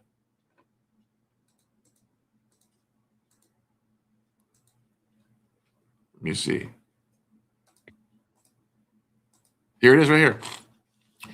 The burial practice. The Hyksos also practice the burial of horses and other equids, likely a composite custom of the Egyptian association of the god Set with the donkey. What? That's another and Near Eastern notions of equids representing status. So look at this. Mm-hmm. Temples in the Temple of Avaris. Yeah, that was their capital. Was both the Egyptian and Levantine style. The latter represents Levantine gods. The Hyksos are known to have worshipped the Canaanite storm god Baal, who was associated with the Egyptian god Set. Now, this is something weird about this. Baal is a storm god who brings down rain and water. Set is a dry desert god. So the fact that they sync these two gods together is very weird. Very weird. Set appears to have been the patron god of avarice as early as the 14th dynasty. So that was just before the 15th dynasty is the Hyksos, I believe. They ended the 14th. Oh, here's another interesting point. Josephus thinks that the Hyksos are the Jews, by the way. And he said that there was a priest who let out a group of lepers. So the Hyksos, Moses took all the lepers too with him. Seth, who is Moses, by the way. Yeah, that's what I say. Yeah, Moses took all the lepers with him. Like, that's what guy, no one wants y'all. Y'all can get my army. Look, it's from Manetho. Isn't that what the guy said in the super chat? Yeah, Manetho. So we're getting full circle back. It's all from Manetho. All this is all non-biblical. I want to say historical truths about the origin of the Jews, where the Bible kind of fabricates a whole fairy tale. A whole new look at all this. We have the chosen people, but then you look at these other sources from Manetho and Josephus, and you're like, dude, this is some weird shit going on. And look, I'm just saying the truth's probably somewhere in the middle, but you know. Well, Manetho, we get all of our Egyptian kings list from him. That's where it comes from. Manetho, and so he's the number one source for the kings list. Yeah, I mean Amenopos, Amenhotep the first, and then Apophis. You can, damn. Apophis. That's where you get the name Apophis from. You know that, right? The god Apophis. Herodotus says that this Apophis, the ruler, was that god. Like he literally lived. And there's also reincarnated. A god. Yeah, there's also a god, Apophis. There's a snake god. That's what I was thinking. Yeah. So, and this is the Greek Apophis is the divine child, the son of the Isis and Io. Oh, and Apophis doesn't. There's a connection with Apophis and look, not Jesus. It's that's weird. Mm-hmm. But anyways, I'm gonna close this out. I'm glad you joined me. Oh, you're good. Maybe when we can find some some sources, man. I'll look more into like the finer details of things. Like I haven't looked into this in a long time. Like it's just, it was a fun conversation. I appreciate, you having me on, and like it's like I can do my homework. I want you to look into it too. Yeah, I want to find exactly what you're talking about. Do you have my email? No, is it what Gnostic Informant? Or you can send it to me on the StreamYard thing. It is here. I'll show you right now. Yeah, let me do that. Let me type in the private chat. Yeah. That way you don't have 1,000 people. Hey, dude. Well, you were wrong about this. By the way, so there you're it is. A dick. It's like no, I deserve those a little bit sometimes, but it's okay. No, just people are just so sensitive nowadays. It's like, God damn. There's two things. They're sensitive and they're know-it-alls. And the ones that are the know-it-alls are always wrong. They're always just wrong. It's just like it's so weird. It's like, look, I get it. I understand leaving comments because you want to join the conversation. You want to share some stuff. I'm not talking about that. If you're people doing that, I read your stuff and I love it. But if you're just sitting there, just like you're wrong, and I think just repeating yourself over and over, I just don't want anything to do with that. Nothing to do with it. It's literally like it's like you're going to church again. No, you're wrong. It's like no, like we're here to like expand our minds. Not one scholar said in 1982, and oh my god, I don't care. Yeah, it's like okay, your religious dogma is just not relevant anymore. Yeah, exactly. Like, again, it's not the 80s where you had to go to the library and search for hours for one thing, and nowadays it's like it's not the same how you research things, and you get what I'm saying. Fuck. I get what you're saying. Yeah, I'll email you. What's up? I said, I'll email you. Oh yeah, for sure, man. Yeah, definitely email me and let's set up. Maybe I can find this source and we can discuss it further later on. Yeah, man. I appreciate you coming on, man. Have a good night, bud. You too. And you just attained true gnosis.